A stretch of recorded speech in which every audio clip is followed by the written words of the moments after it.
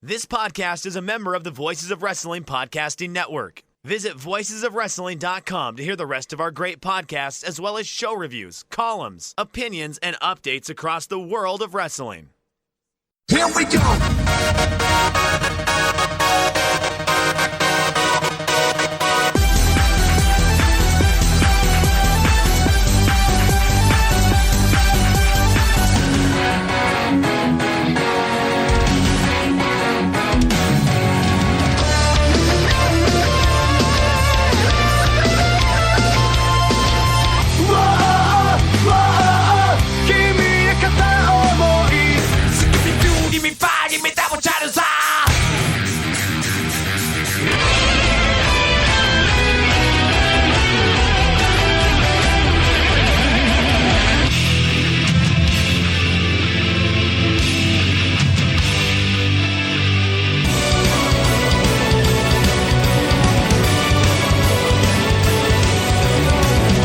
Kiss me like a love star.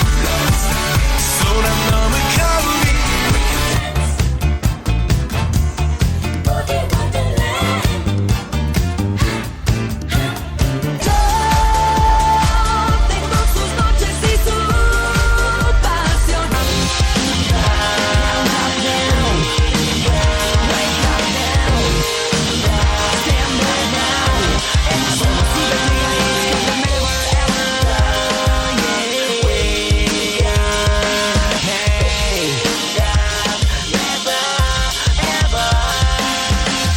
You're listening to the Emerald FlowShow on the Voices of Wrestling Podcast Network. Welcome to the 5th episode of the Emerald FlowShow. I'm Gerard DiTrolio here with Paul Vosh, and we're part of the Voices of Wrestling Podcasting Network. You can subscribe to the podcast on any of the major podcasting apps. And if you're on Apple Podcasts, follow us and rate us and give us a 5-star rating.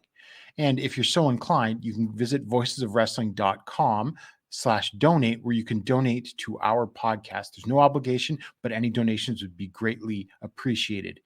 Well, Paul, it's spring, so happy spring. And that was also a big holiday in Japan, which brought us a lot of shows, which I finally caught up to today. How long did it take you to watch everything that happened all weekend? Yeah, pretty much the same. Like I finished yesterday evening at around 11, I think is when I actually finally watched the last match that I needed to watch. I think how many hours is it in total? Because the DDT fight was 6.5 hours, and then it's 3 to 2 hours for every other show. So it's I think we got legitimately over a half day's worth of wrestling that we watched for this show. Well, I mean, the amount of wrestling I watched is even bigger because I watched Tokyo Joshi's Grand Princess as well.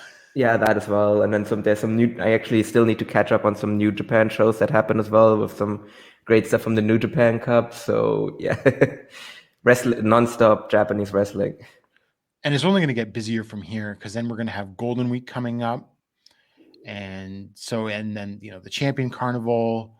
And then Best of the Super Juniors is back to the normal time that it usually is. So there's just going to be a lot going on between now until the end of the summer, depending on when the G1 is. Yeah, but and we also still have the Noah Sumo Hall shows coming up as well. So it'll be a crazy couple of months.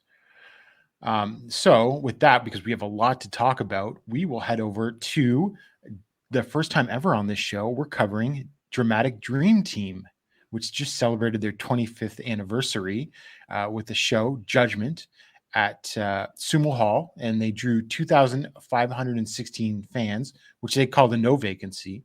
I'm not sure what the cap is, but I would assume that it's probably in the range of the low 3,000s. What do you think of that number, Paul?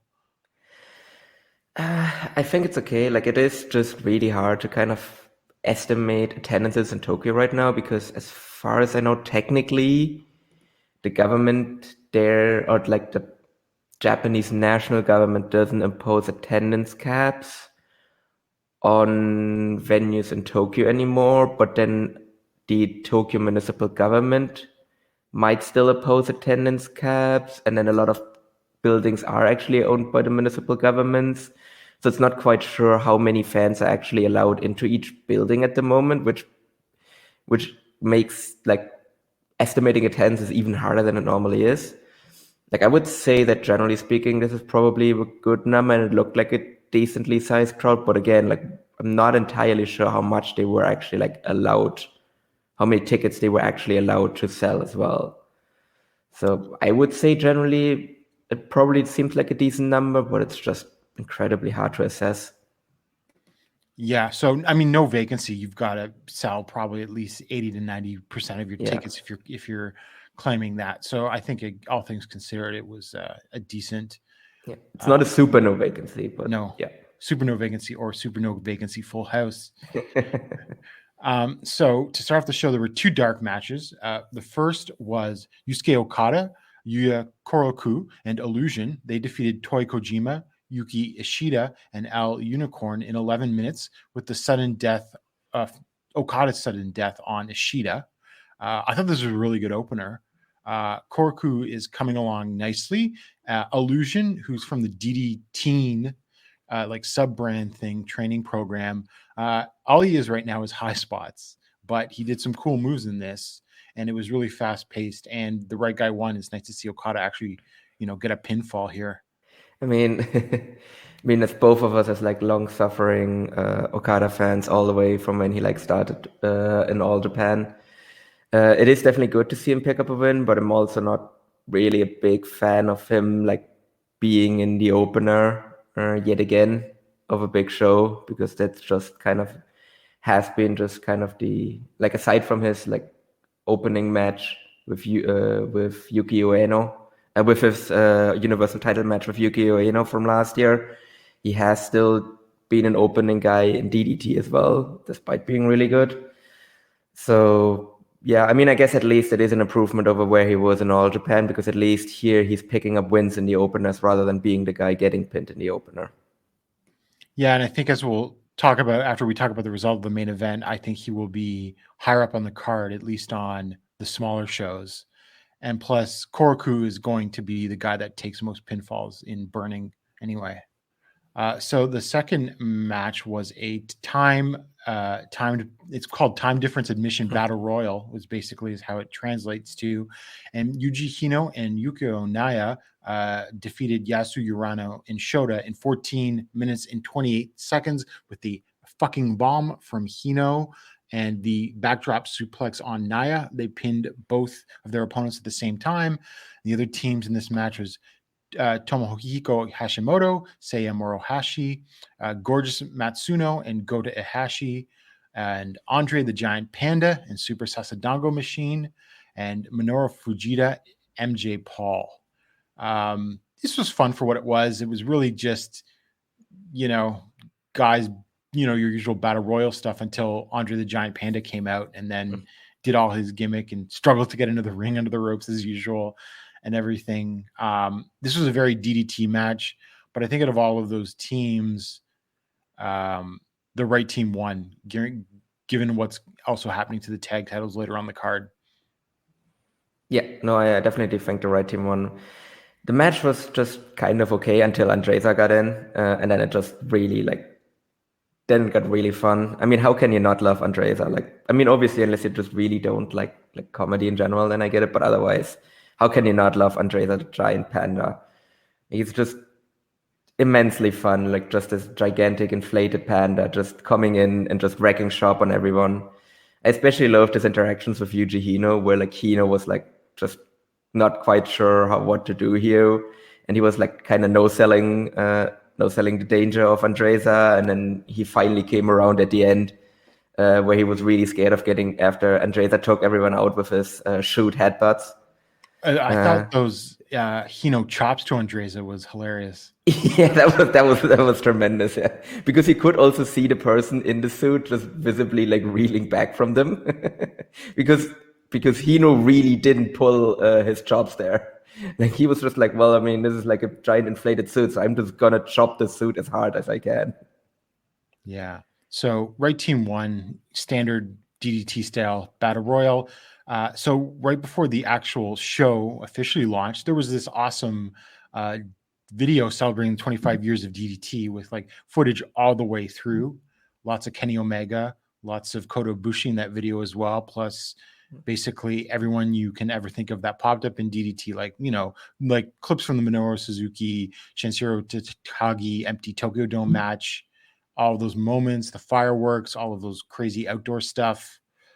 Yeah. What do you think of that video, Paul?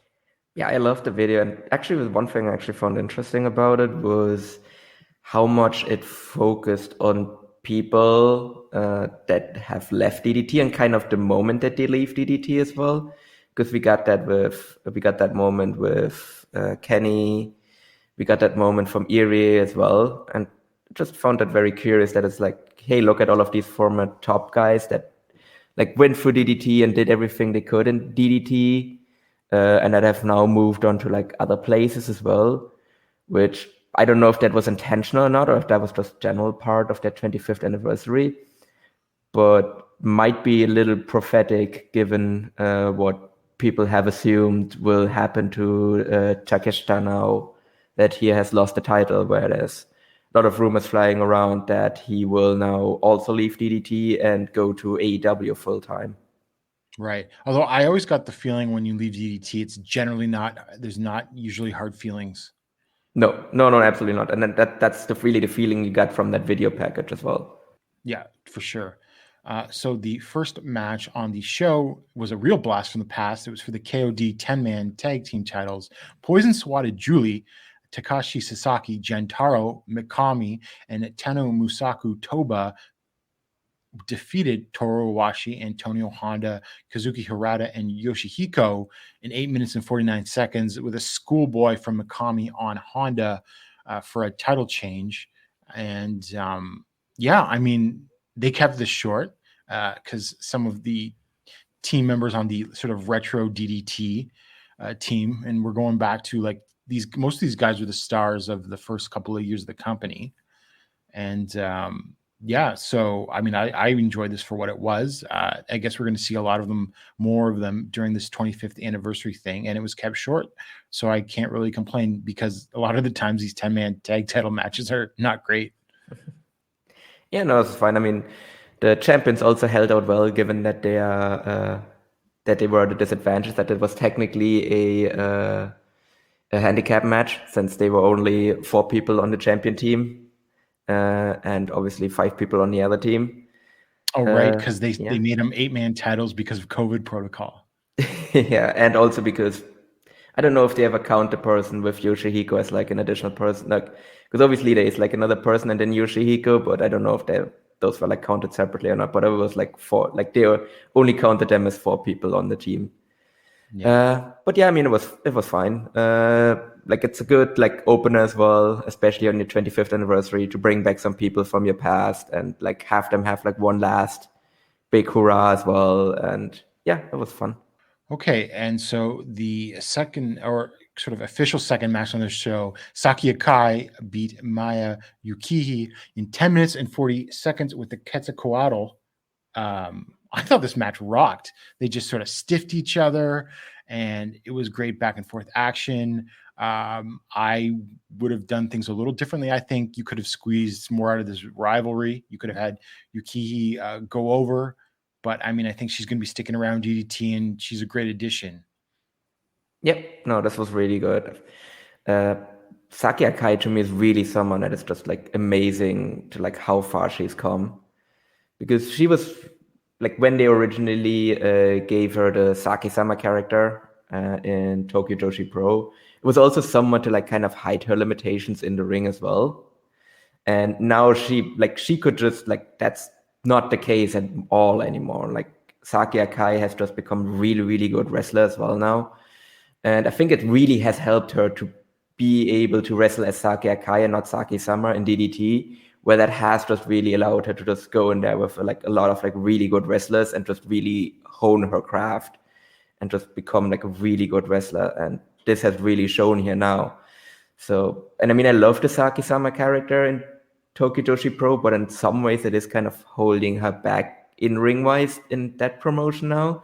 So I actually would be kind of curious if Tokyo Joshi would kind of allow her to like show more of her like in-ring chops now, and how that might go if that were to happen. But obviously that doesn't really work with the Saki-sama character. But that is actually what I really took away from this match, where I'm like, I kind of would like to see this Saki Akai in Tokyo Joshi Pro and mix it up with the women there as well.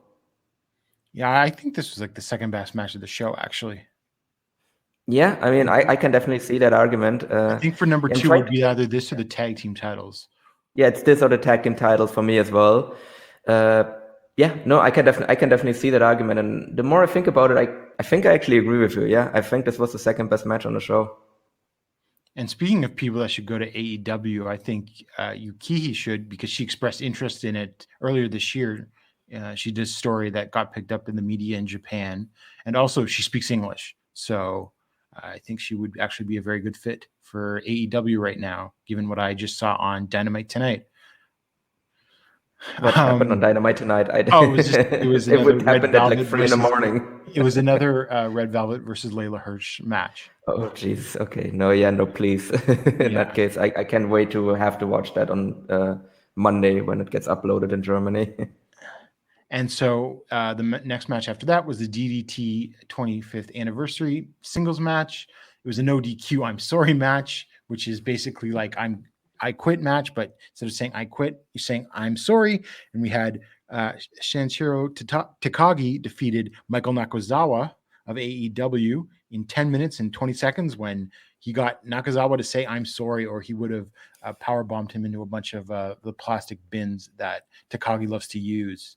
I did enjoy this for what it was. It's a very DDT match with lots of like goofy spots and like plunder and everything like that. But you know, it was good for what it was. And like, again, if you're a fan of DDT, you will enjoy this. And, you know, it was also like a chance to see Nakazawa like do his usual DDT thing that he hasn't done in quite some time.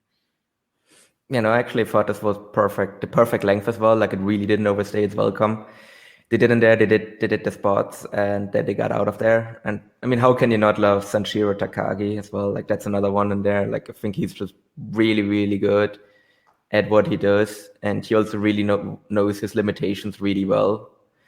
So I actually had like a couple of like laugh out loud moments during the match, and like him pile driving Nakazawa into the toilet, that was great. And just those bins, I think those bins are great as well, because kind of everything that just kind of bursts in kind of a spectacular way always works really, really well in wrestling. Like especially after Nakazawa had already given up, when Takagi had him up there to powerbomb him through the bins, and then he just powerbombs him through them anyway. That was great. Yeah, and we had 2 straight nights of the steel chair pyramid because he built and got another one built in the night before in his match against Hyper Masao on Grand Princess. Yeah, so it was actually that again. It's also like we're not going to talk about that show, but that's also like another really, really fun match. Yeah, so Takagi had a good weekend, and they were very similar sort of format in both sort of ways. You know, no, like I mean, it's like a thing. It's like obviously like you have to like DDT comedy, but if you like DDT comedy, this is like about as good as a comedy match as you can make. Yeah, and so after that, we got the big announcement from Christopher Daniels, which I thought was an interesting choice. I'm kind of surprised it wasn't Kenny. Like I know he's away, but it's not like he's been quiet on Twitter and he's given interviews like to Meltzer and everything like that. So I'm kind of surprised. Like, do Japanese people even know who he is without the Crayman mask on? Yeah, that's the curious thing here, because I'm trying to think. I mean, I would have assumed that just Christopher Daniels has wrestled in Japan at some point. But I'm also struggling to think when it would have been. Like it has to be at least a little bit, but like he wouldn't be well known, I would assume. I mean, he has been on, I don't know if TNA has ever been on TV in Japan. Would he oh yeah, no, I definitely know at least one match that he definitely wrestled as Christopher Daniels in Japan, and that was the Impact or the TNA Wrestle One joint show in Korakuen. Oh, okay. Because he wrestled that one as Christopher Daniels. But yeah, obviously that's assuming a lot from people that they would remember him from that. Just from that. But I mean, it does make sense because he is kind of like the talent guy in the office. Like I think that's kind of known now that he is like the guy that does that like is responsible for like bringing in people into the promotion. So, And but I think that was also apparently like the ghosting first time we have seen like Office Christopher Daniels. Yes, it is actually. When he's not like just sitting around doing nothing because he's been ghosting wrestlers, apparently. And reading stuff in the reported. So what do you think of this relationship? Because I see some people excited, some people negative because they don't think that like that AEW is going to use the DDT and also extends to Tokyo Joshi as well. Like they're not going to use these wrestlers properly or anything like that, or bother using them that much. I mean, I can kind of get that concern as well, because just looking at the people that they have brought in the past, all other Japanese wrestlers that they have brought in the past, generally, they've given them like maybe with the exception of Hikaru Shida, they've given them one kind of big run on TV, and then they've generally been kind of shuffled off into AEW dark duty afterwards. So I do get that concern. So I think maybe I would say for AEW, the women would be more valuable for them at this point. And I think the other flip side is seeing some AEW talent in DDT, which I think would be used like a lot better. Yeah, no, I think there's definitely a lot of people that they can bring in that would be really, really interesting. I think it might be also a really good opportunity for them to send over a bunch of their younger guys as well that they want to develop. Because I think they could be like very much like benefiting from it. Like what I'm curious about now though is if that affects in any way. Like, did you get the feeling that this is kind of a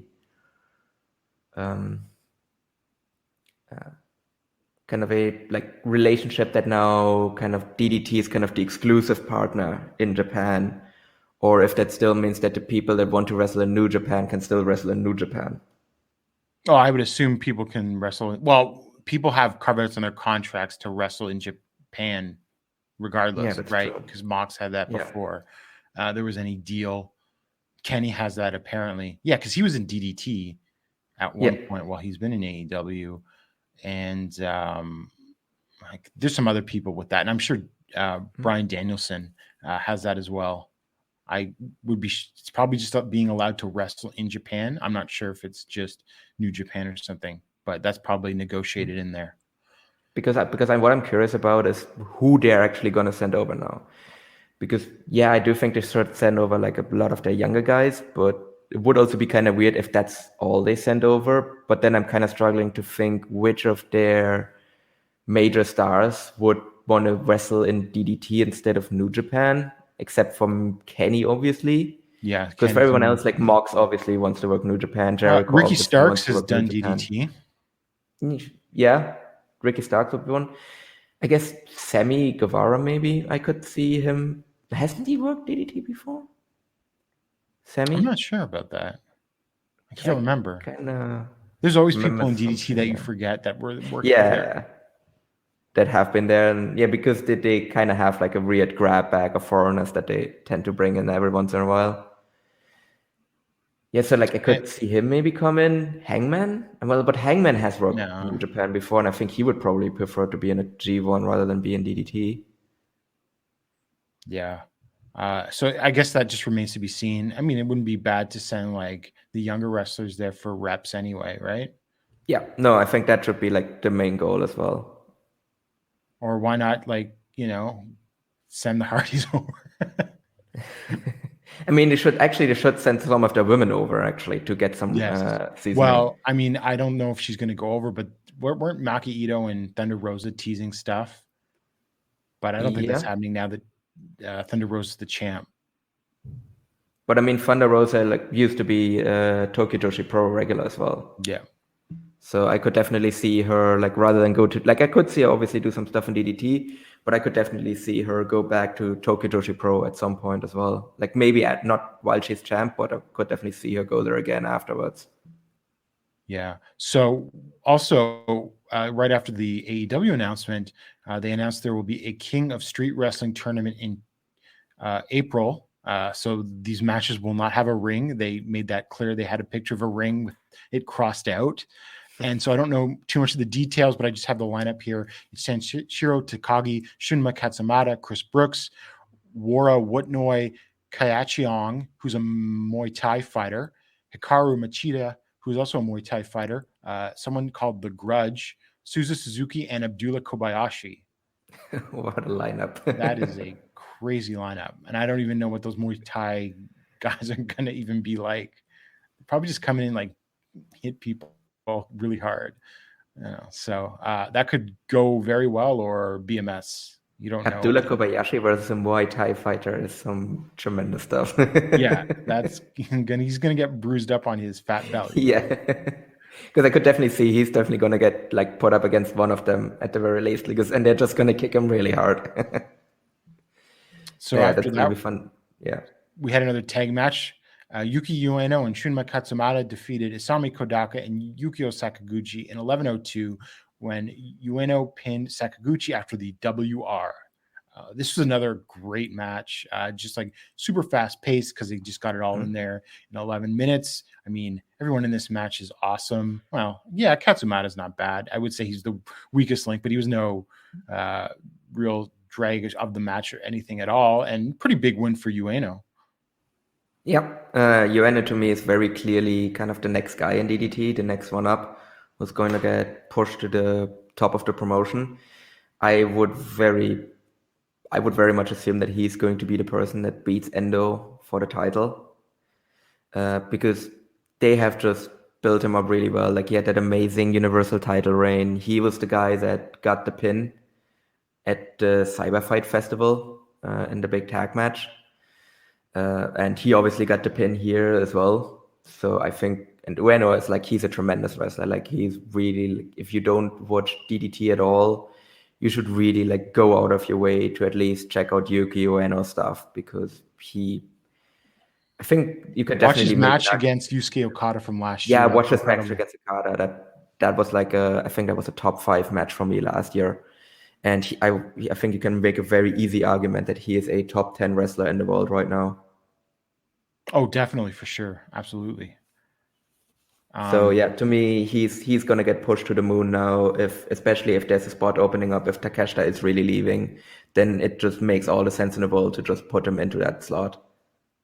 For sure. And I think, well, I guess we'll get to that, but Takeshita leaving is kind of beneficial for that reason, because there's some young guys that could really move up that haven't yet. Yeah. Oh boy. Next was the Lilliko retirement match. The team Pheromones, consisting of Danshoku Dandy Dino, Yuki Sexy Ino, and Yumehito Fantastic Imanari, defeated Lilliko, Ryohei Odai, and Akito, and they were accompanied by the band Junretsu. This match went 16 minutes and 52 seconds when Dino made Lilliko submit to a knee lock. And the context is that Lilliko, this is according to Cage Match, she only had like 14 matches in her career. Yeah. And she won like the Extreme title and the Iron Man title, which everyone wins over the course of those matches.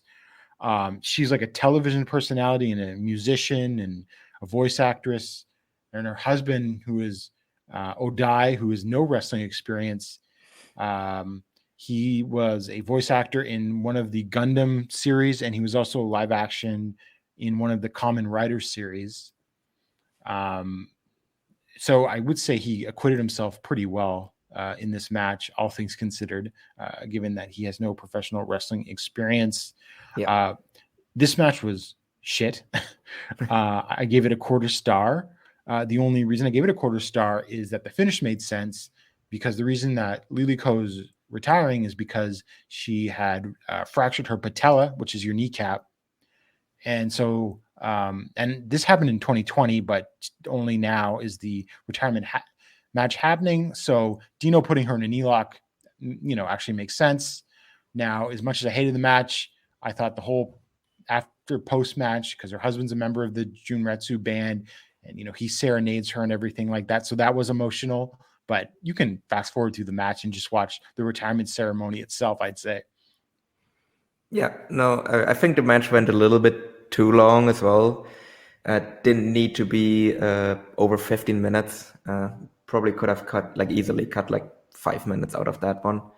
I did kind of like how dramatic the finish was, though. I think the whole finishing sequence was actually kind of fun, where Yeah, Lilliko was just like, yeah, I'm retiring, but that doesn't mean I'm gonna give up and just refuse to go down. And then Dino, just the dastardly person that he is, puts her in a knee lock and forces her to submit as she's like looking at her husband crying. I think that actually was a really good kind of finishing sequence.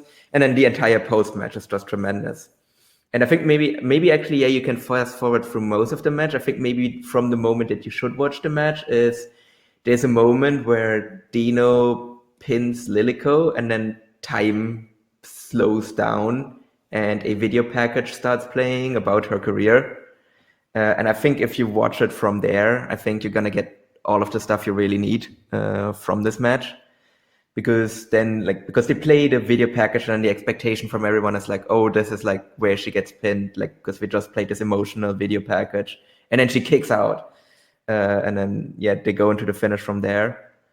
But yeah, the entire post-match sequence was just absolutely tremendous, just very emotional, where Odai just starts singing. And he is also bawling his eyes out, and she's standing in the ring bawling her eyes out. And was just a really, really nice moment. And I would actually say it was probably one of the better pro wrestling retirement like ceremonies that I've seen. Just because of just how genuinely heartfelt it was. So, and you don't necessarily often get that in wrestling. So I really, really like that aspect of it. And I think maybe one more thing on Lilliko as well, and this one goes out to our Swedish listeners. Where would you guys rank Lilliko on your list of all-time Swedish wrestlers? Because I don't think a lot of people know that she is like half Swedish, half Japanese. That's right. I can't even think of any Swedish wrestlers off the top of my head. Yeah, that's why that goes out to our Swedish listeners, because they probably know other Swedish wrestlers. Because I can think of some really Finnish the only other wrestlers. Swedish wrestler I know is Enda Kara, and I only know that because I watched him at Carrot 2 weeks ago. Any good? Enda Kara is really good. Like I think he's still a bit younger. He's a bit on the smaller side, but he has like a lot of talent. Actually, that might be a guy I might want to see like a promotion like DDT bring in. Also, I got to say, Dino was a tremendous heel. Yeah. Especially in the closing minutes. Like he was really dastardly, where he was just like, he was really cocky throughout the entire match and was just like, yeah, I'm just going to finish off Lilliko because she's just beneath me, especially now that she has like no knees. And yeah, him putting her in that knee lock as well, like just the delight on his face when he knew that he was like going to win there. Like, yeah, it was really good. And so the next match was the Junakiyama 30th anniversary match. Junakiyama and the man that he's been tied to since the beginning of his career through multiple promotions that they've been in together, Takayano Mori, defeated Kazusada Higuchi and Hideki Okatani in 12 minutes and 36 seconds when after Akiyama hit Okatani with the wrist clutch exploder and pinned him. I thought this was a really fun match. Okatani's new persona is really good. It was probably a good idea to put him in Eruption, even though it didn't seem like Eruption needed a fourth member. But, you know, this was just playing the hits for Akiyama and Omori, but it was effective and Okatani looked great. Yeah, I mean, I loved Eruption just as a trio, but I think it also freshens them up a little bit to have like a fourth person or to have like a young guy in there now that they can kind of build up. And I think Okatani is also one of the first Akiyama trainees from DDT, because he was trained by Akiyama, and like just given kind of the time frame when he made his debut, I think he should have been like one of the Akiyama trainees to make his debut. And it's always fun to see Jun kind of go in there and torture his trainees in a wrestling match. And actually, what I actually really like what we got out of Omori as well, because in All Japan, like he doesn't really get that many opportunities to kind of show what he can do, because he is kind of just mostly in just kind of irrelevant, kind of undercut tag matches these days. So it was kind of nice to see him get a bit more serious than he normally is. One thing I thought about after watching this match is that Shuji Ishikawa wasn't on this show. Yeah, that is curious. Now, because he's worked DDT, he works a couple DDT shows every year still. Yeah. Now, I wonder if they kept him off the show because they didn't want him getting COVID just in case, because he had a Triple Crown match the next day. Yeah, I think that might have been, him to get COVID, like so that it doesn't even make an appearance. And I think definitely not having a match if he has a Triple Crown match the next day.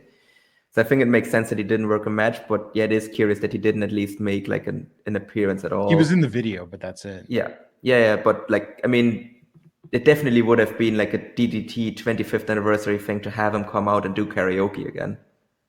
Oh, for sure. Yeah. So yeah, all the more reason why it just felt like that he wasn't on the show for that reason. The next match after that was for the DDT Universal title, a hardcore three-way match. Mao defeated Daisuke Sasaki, who was the champion, and Jun Kasai in 19 minutes and 56 seconds with a super Michinoku driver on Sasaki. So that was off the top rope through a table, which looked brutal. And so now Mao is the new Universal Champion. I thought this was actually pretty good for a hardcore match, and it didn't feel like it necessarily went 20 minutes because I was sort of thinking this could be not great, but I'd say it was pretty good. Not like super great or anything, but like, you know, Mao looked good and Mao sort of hit and miss a lot of the time. So, you know, mission accomplished. Yeah, no, it was an okay match. I was a little bit disappointed. I had a bit of higher expectations, given that it's a hardcore match with Sasaki and Kasai. I mean, Kasai just kind of basically just ran through spots, more or less. I'm not necessarily certain why this had to be a freeway match rather than just a straight up Mao versus Sasaki hardcore match.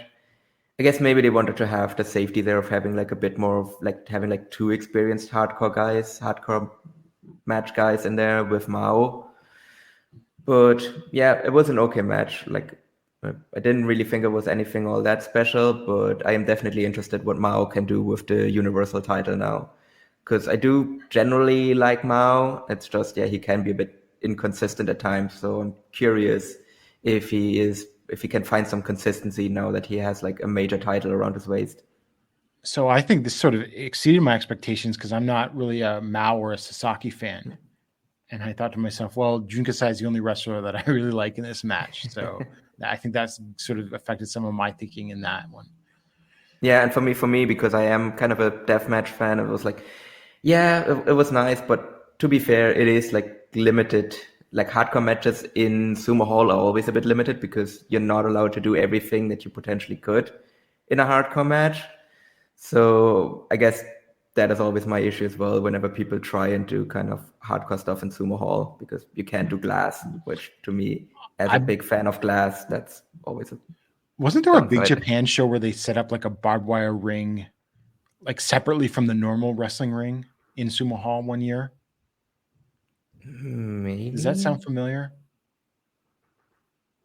This would have been in 2019 or 2018. Yeah, I mean, it has been a while since Big Japan has run Sumo Hall as well.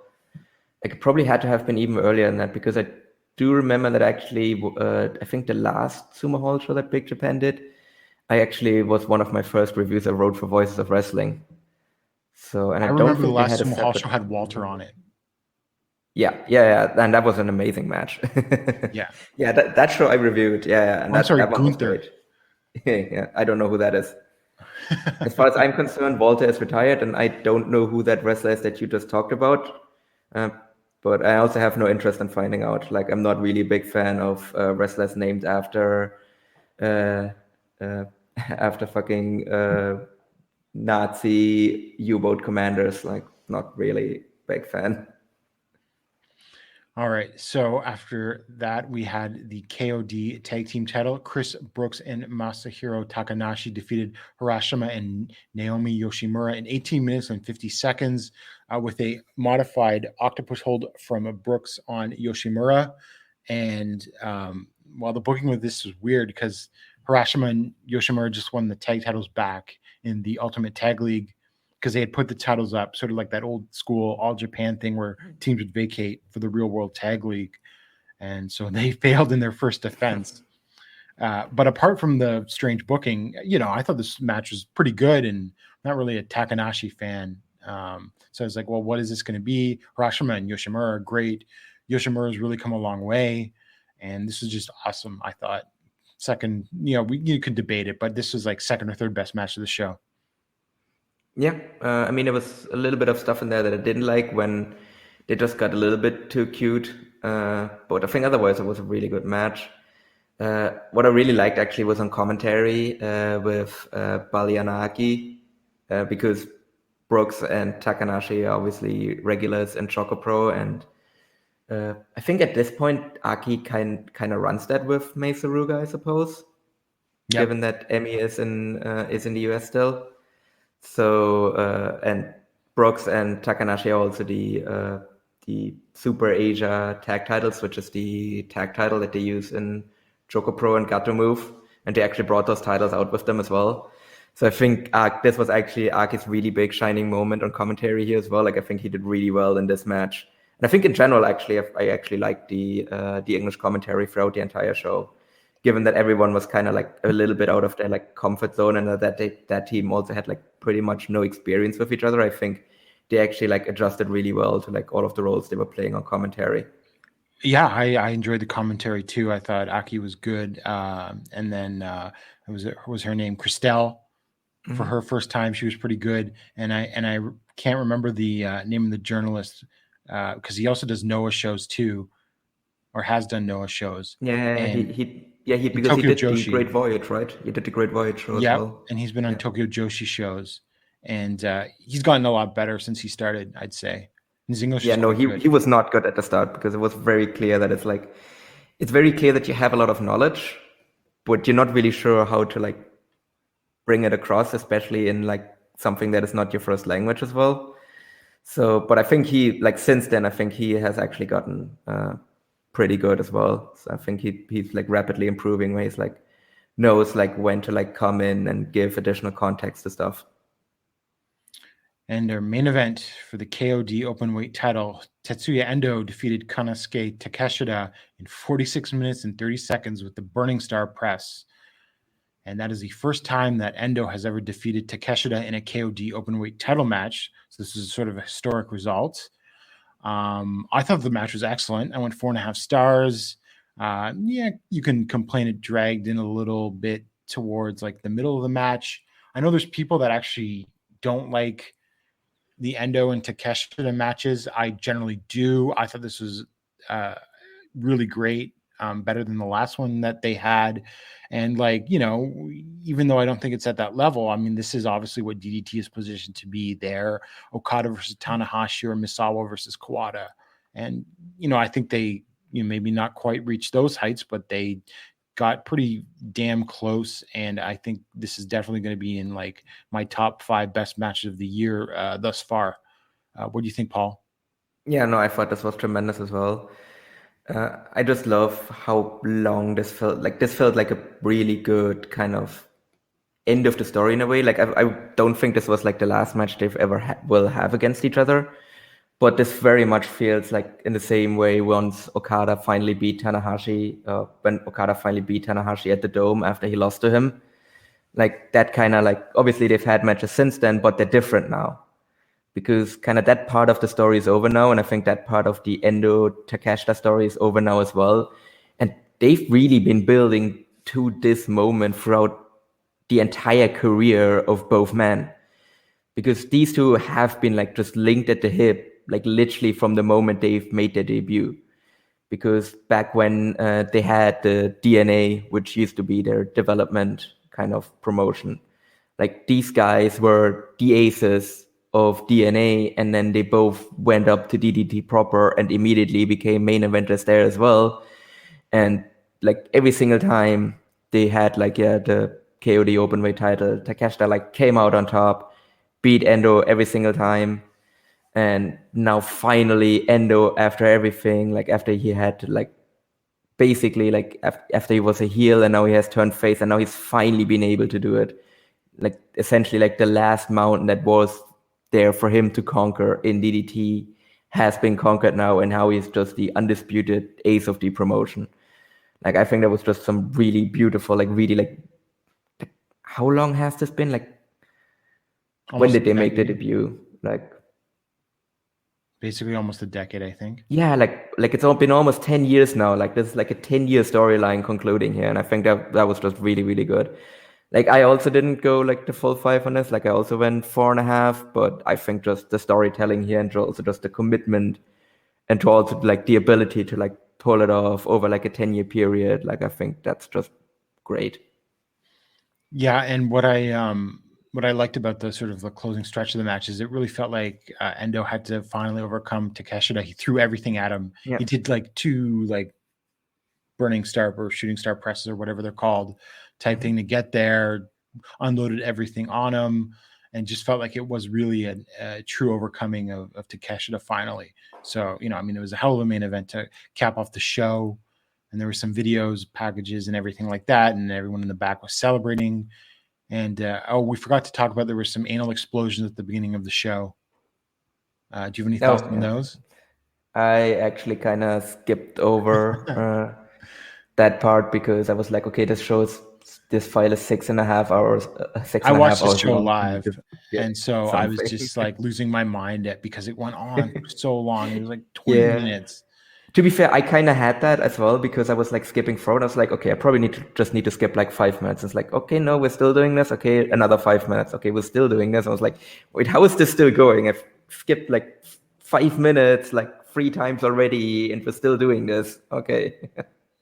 Oh, and the only other thing another thing we missed, even though he lost, Nakazawa challenged Mao for a universal title match, and that's happening on the 27th, March 27th at Korakuen Hall. So this weekend. Yeah, very curious. I'm never a big fan of people losing a match and then coming into challenge, like especially if it's DDT. The second title in the promotion. I mean, it is DDT, but still, like, I mean, it is my. That's that's like far from stuff. like of egregious things that would drive me crazy in this company. That's like way at the bottom.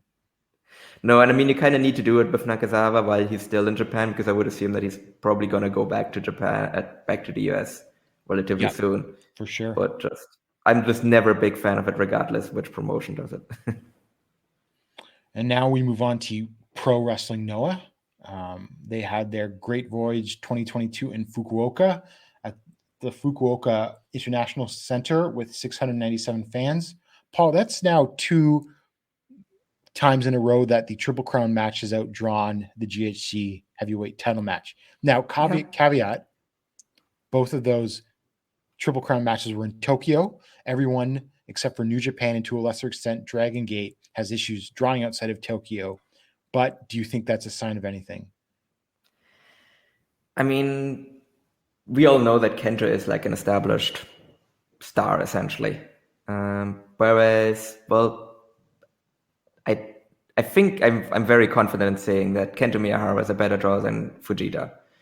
I think that is somewhat probably not undisputed, but to me it's very clearly the case, because I think the real Kento is just a guy that you can just put on top of a promotion that people will buy tickets for. I mean, actually, like after the show as well, because we're going to talk about the All Japan show later, but there was also a tweet from the All Japan show afterwards from Kento where he showed off his the line for his autograph session, and it just like went through the entire I saw that.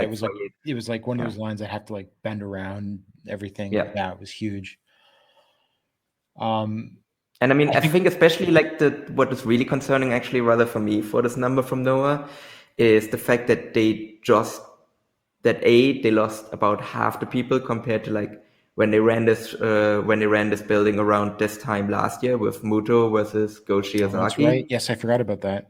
And also very concerning is that they also lost 200 additional people compared to when they ran this match, when they actually had Tanaka, so the same challenger, in the same building against Nakajima in October, because that drew 860 something fans. So they lost nearly like 200 fans just from October to now with the same challenger as well. Yep. So I think we can say that this was not good. Even though it's outside of Tokyo. Like it was very much just like a one match card as well. But again, like if you just have like the first challenger for your new champion as well, and that's the first number that they draw out of the gate, on like a major holiday like weekend as well, like that's not a good sign, even if it is outside of Tokyo. But like again, we can compare it to like what they've drawn previously in the same building not that long ago, even with the same challenger. So it's not a good sign at all. Mm-hmm. So the first match of the show was Masa Kitamiya, Yoshiki Inamura, and Kinya Okada defeating Funky Express, King Tani, Mohamed Yone, and Akitoshi Saito in 10 minutes and 59 seconds with a Saito suplex from Kitamiya on Tani. 11 minutes. You've seen this match before. We all have seen this match several times before, but at least this time, the right team won and not the old guys. Yeah, I was about to say, did we see this match before? Because normally when I've seen this match, Kinya Okada gets pinned, and I was fully expecting it to happen again, and then he wasn't, and then Kitamiya just pinned Tani. That was actually curious that Tani is the one that got pinned out of the team there as well, and not Yone or Saito. So, yeah, it's weird. Yeah, but I mean, hey, I'm just happy that like it wasn't Okada getting pinned or somehow Inamura getting pinned, but. We'll get to maybe stuff happening to Inamura on the other Noah show. Yeah, exactly.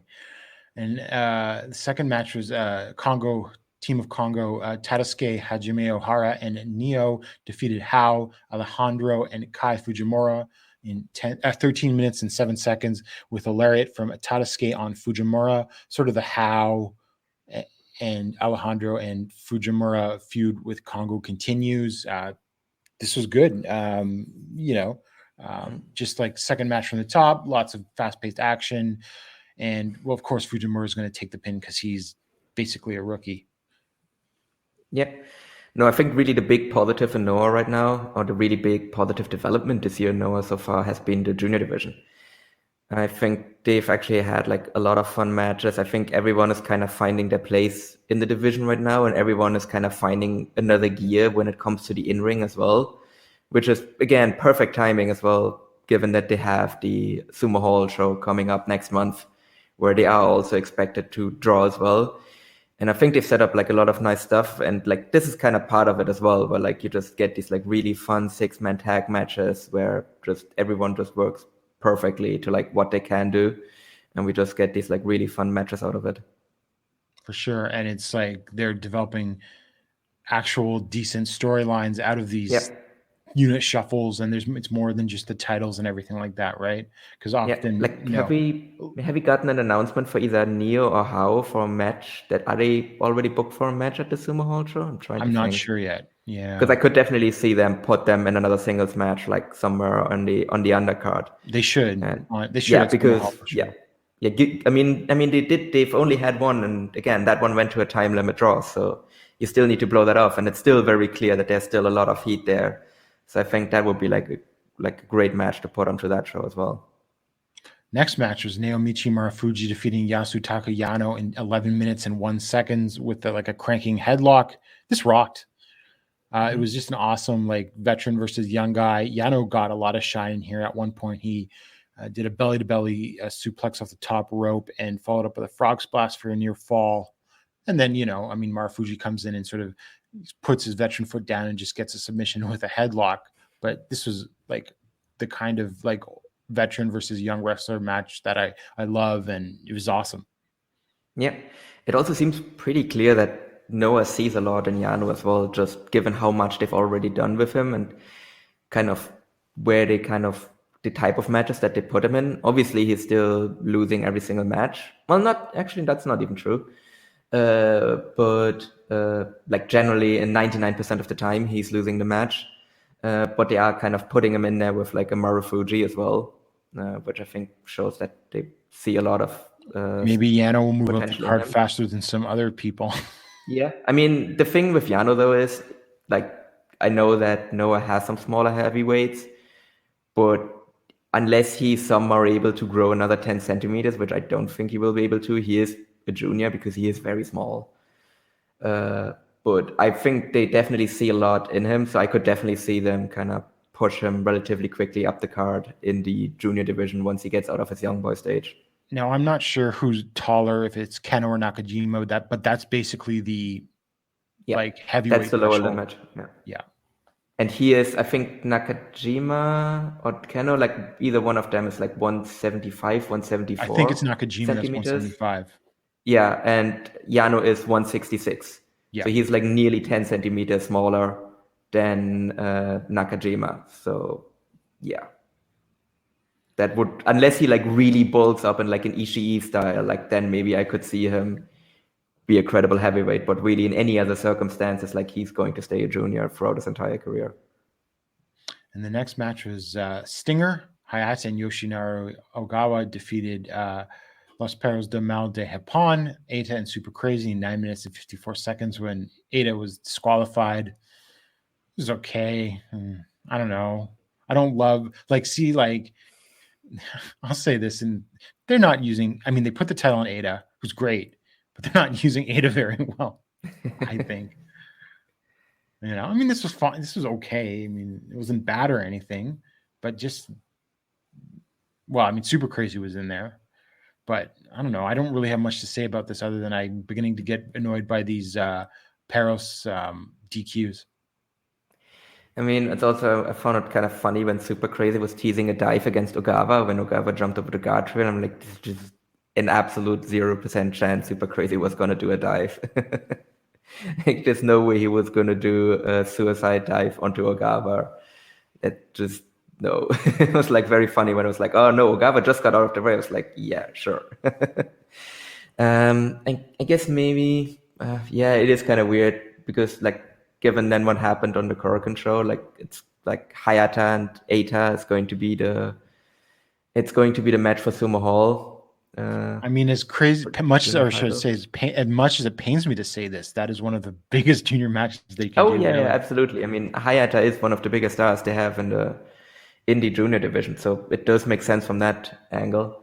And I mean, hey, Eita also committed the grave sin of washing Hayata's hair, which I would assume hasn't happened for 5 years before then. So I could definitely see why he reacted in the way he did later on the Korakuen show as well.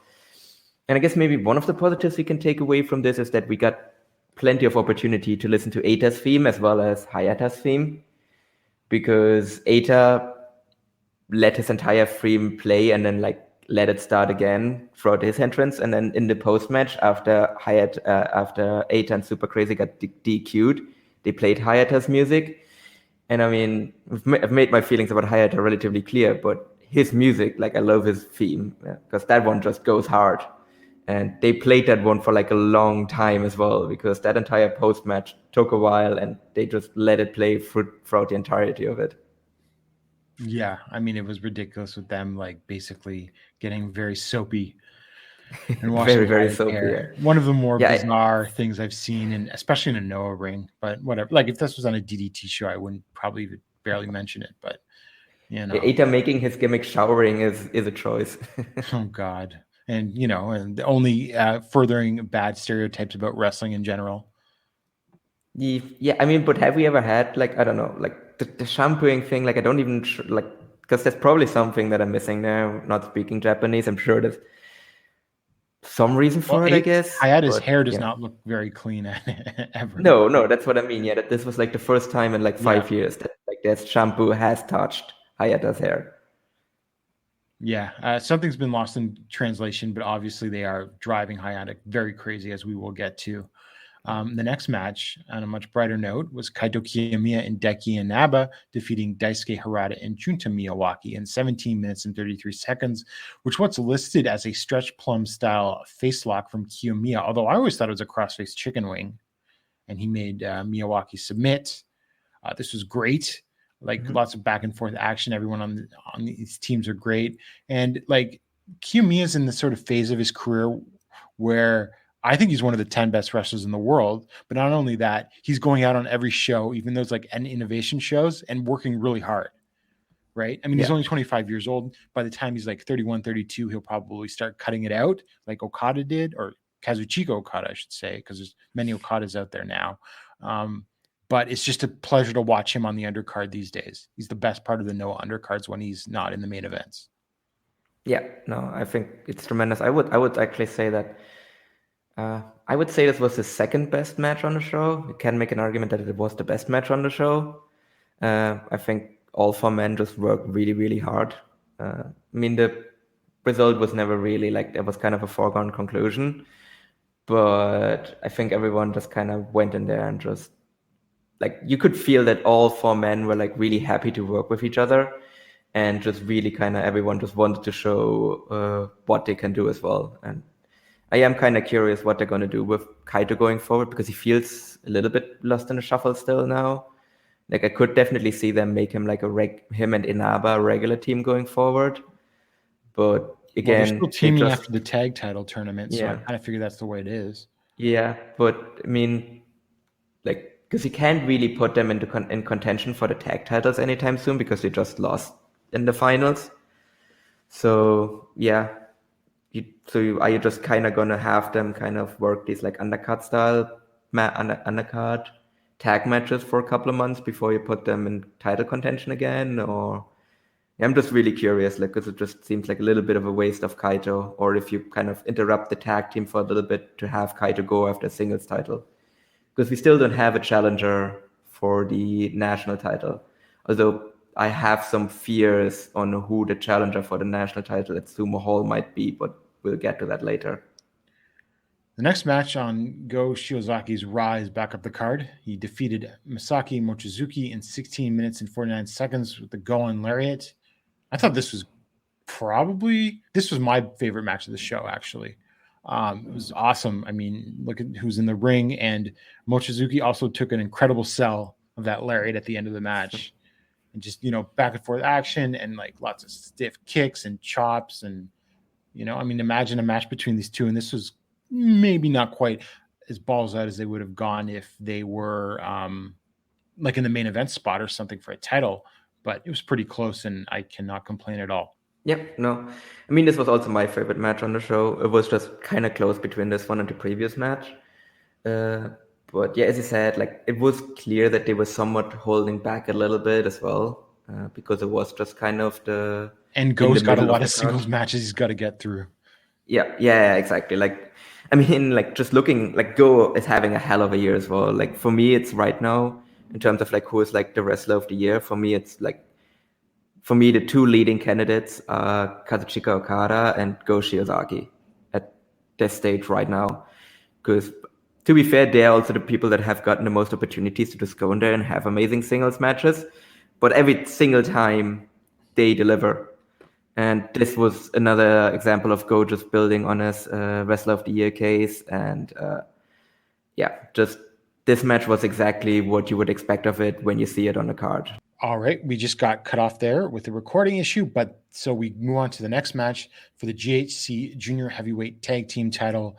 Atsushi Kotoge and Yohei defeated Nosawa, Rangai, and Kotaro Suzuki in 23 minutes and 6 seconds with just a drop kick from Yohei that managed to pin Nosawa, although it was an awesome drop kick right to Nosawa's head. It would look like if it was like actually hit you in real life, it would probably knock you out. I actually like this match. I'm not going to like go like match of the night, maybe third best match on the show, but like, I thought for Suzuki did all the heavy lifting for his team, and he was great with Kotoge and Yohei, and there was some good action in there. So, I thought it basically a 23-minute match with Nosawa, expectations exceeded. Yep, this was definitely one of the better junior heavyweight tag title matches that I've seen. I think they've done a really good job with Yohei so far this year. With him, after he turned babyface, he's just really good as this underdog babyface in these title matches.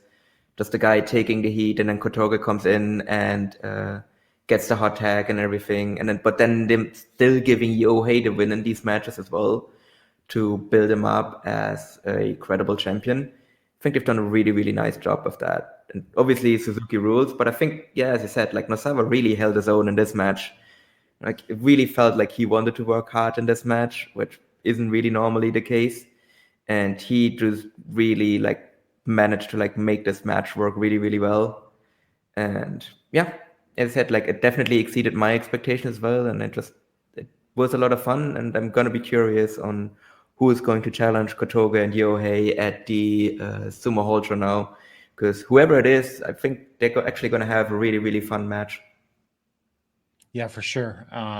Like some of the matches for the Junior Sumo Hall show, or I guess I should call it an innovation show, are coming out, but the big ones haven't been announced yet. But I would assume maybe after the Korakuen Hall show that's going to happen as probably soon as we record, but we're not going to be able to cover on this episode. We'll probably get some more match announcements for both Sumo Hall shows. So after that, we had Sugera Gun, Takashi Sugera, Hideki Suzuki, Kazushi Sakuraba, and Kendo Kashin defeated Kongo, Keno, Katsuhiko Nakajima, Masakatsu Funaki, and Manabu Soya in 1822 when Suzuki pinned Soya with a European clutch hold. This was pretty good, but it suffered from some Kashin nonsense, including trying to throw Funaki off the balcony. But I mean, other than that, like Suzuki looked great, and all the other guys were just kicking the shit out of each other. So, other than some of the caution stuff, it was like what you would expect between these two teams. Yeah, so remember when I said that I'm afraid that I know who's going to be the challenger for the national title at the Sumo Hall show? I think it's going to be Kendo Kashin. Now it makes more sense why he went to a draw with Tanaka. Because all you need to challenge for a title now in Noah is to have a time limit draw. Yeah, evidently so. Because because he also made an announcement that he wants to bring Kashin, or that he wants to get Funaki out of Congo, or that he wants to bring him back. I think it was the way he phrased it. So it's very clear that they're building up something there between Kashin and Funaki. And I mean, hey, maybe it's just a singles match between them in the lead up to the Sumo Hall show, but I have a feeling that it's going to be a national title match between Kendo Kashin and Funaki, which is, given the potential other matchup that you could have with Funaki at the Sumo Hall show, that's just I don't know, a very uninspiring option, to be honest, and I have kind of no interest in seeing that. I should also remind everyone that reports are that Kendo Kashin has a backstage role in the company. Yeah, so he's booking himself into title matches. Cool. Yeah. And I mean, maybe we have no confirmation on that yet, right. And maybe I'm overreacting on this, but if that ends up being the route that they're going, that doesn't really fancy. I don't really have any interest in watching that match. And the main event for the GHC heavyweight title, the champion Kazuyuki Fujita defeated Masado Tanaka in 31 minutes and 28 seconds with a power bomb to make his first successful defense. There was a good match in here somewhere. I like the amateur wrestling stuff to start off, but then it became a long slog through the middle where they were putting each other in, working each other's legs over. It was long figure four and stuff like that. And then the last couple of minutes were great because there was just a bunch of headbutts that were kind of scary, because the problem with the Shibata headbutt that temporarily ended his career and nearly killed him was that he was dehydrated because they were going so long, right? Yeah. And that's what made his brain so liable to be bruised and bleeding, right? And so these guys were headbutting themselves at 28 minutes in, and they were all sweaty and everything like that. And they'd lost a lot of, hydration and everything. Now, I'm not the safety police generally, but if you're going that long and bringing out the hard headbutts, that's slightly worrying even for me. Yeah, true. But I guess for these guys, I'm just yeah, sure. Why not? I mean, at this point, Masato Tanaka's brain, if he still somehow hasn't gotten brain damage over the years from all of the things he's done, then I don't think he's going to get it here. I think he's just built different. And then Fujita, I mean, he's literally the hard head. So I wasn't really concerned there, even with the length of the match. And yeah, as you said, there was a good match in there somewhere, but you probably need to cut out 20 minutes from the match. Just legit, you just cut out the entire middle part. You keep the stare down at the beginning and the amateur wrestling at the start. And then you go straight into throwing shoot headbutts from there.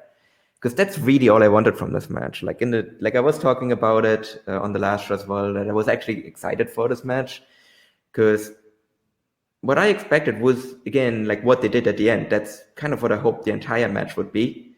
And then they just decided to just have this like middle portion, just to have like it felt that they were going long just for the sake of going long, because they wanted to build making off it a their heavyweight 30-minute draw, main event. Yeah. which was a bad idea. Tight 15 Yeah. would have been amazing. Yeah. I mean, and that's really where Fujita excels as well. Like Fujita has never been a guy that is good at going long. Like neither has Tanaka. Like they're both really good at having these like really intense short matches. And then for some reason they're just like, okay, yeah, we know we're good at that, and we can do that at the end, but how about we just do this like really boring, slow middle? And it was just a baffling decision to me. Yeah, like I said, like if they had cut out like 20 minutes in the middle, like I actually would have ended up really liking this match. But like as it stands, I just was like just very disappointed with this match. And because Masado Tanaka is almost 50 years old, he wasn't made to look like a big a geek as Nakajima was. He got to he kicked out of a punt kick, didn't he? Yeah. And then which never really happened. And then Fujita did not like arrogantly pull him up off the mat. No. Yeah, for some reason he didn't do that with Tanaka. Yeah.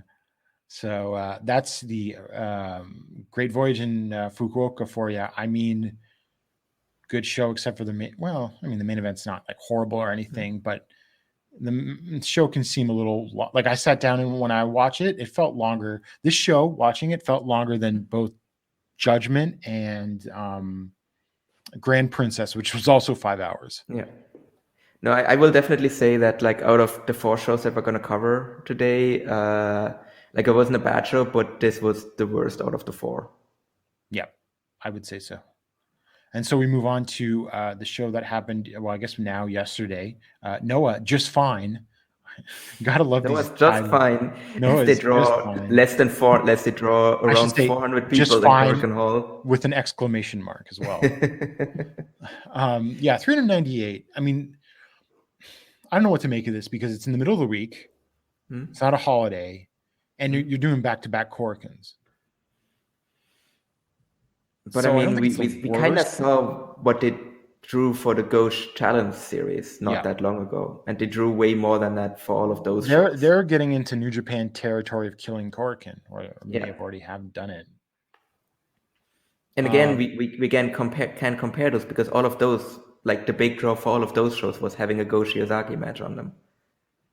Yeah, exactly. Which makes me wonder if...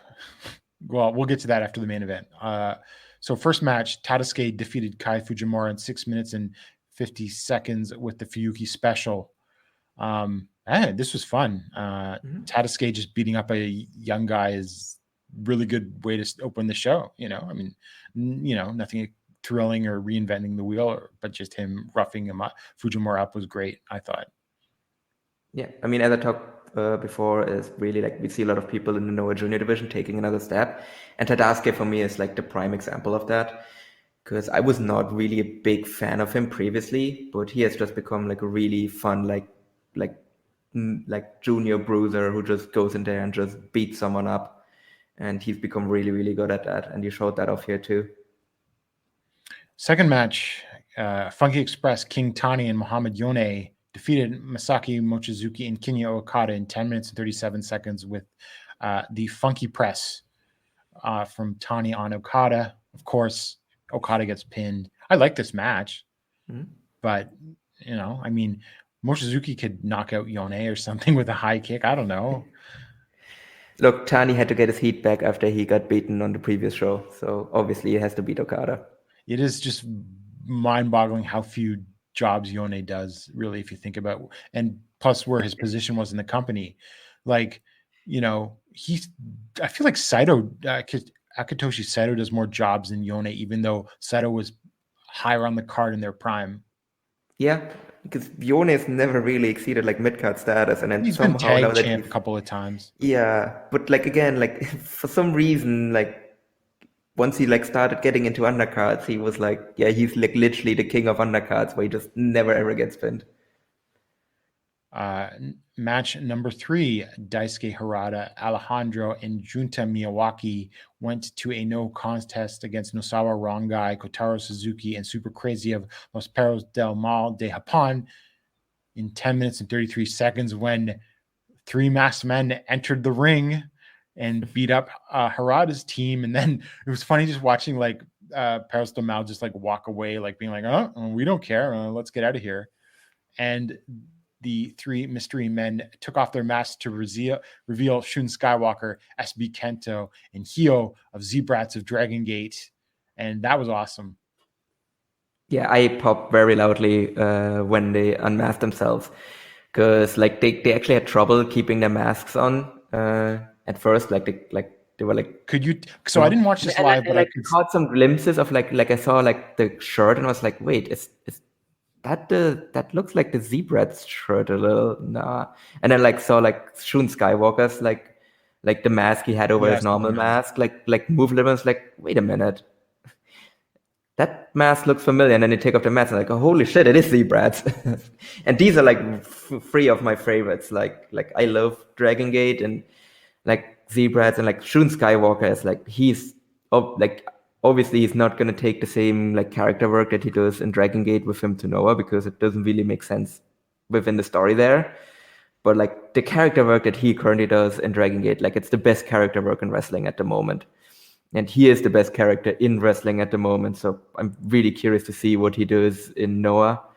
And SB Kento is just one of the best young talents in all of Japan, in the entire world right now. Like he's going to be a main eventer, and he's going to be like a legend in Dragon Gate when everything is said and done. So I'm really, really looking forward to their match on the Junior Sumo, on the N Innovation Sumo Hall show. Like I think they're going to be tremendous. And I have a feeling that this is just going to be a one-off, but I would really love if they would actually stick around a little bit longer, like the way Ota has as well. Right. And so the Sumo Hall match will be those 3 from Zebrats versus Harada's team with Alejandro and Miyawaki. Mm-hmm. I mean, I would have liked it if Harada had been in the junior title match, but I can't really complain about him being in this match, because that very much has the potential of stealing the show. Absolutely. And I thought the match was actually pretty good while it lasted. Yep. That's definitely like some like another thing where I'm like, oh yeah, this is like one of the best like Noah like junior army teams that they could put together. I think this is also like a really big spot for Miyawaki as well to show what he can do, and Alejandro as well. So I'm really excited about that match.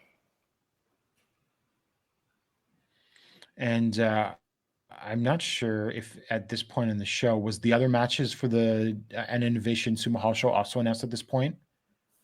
No, we hadn't gotten the announcement yet for Hayata and against Ota, because that came after the Ota versus Yohei match.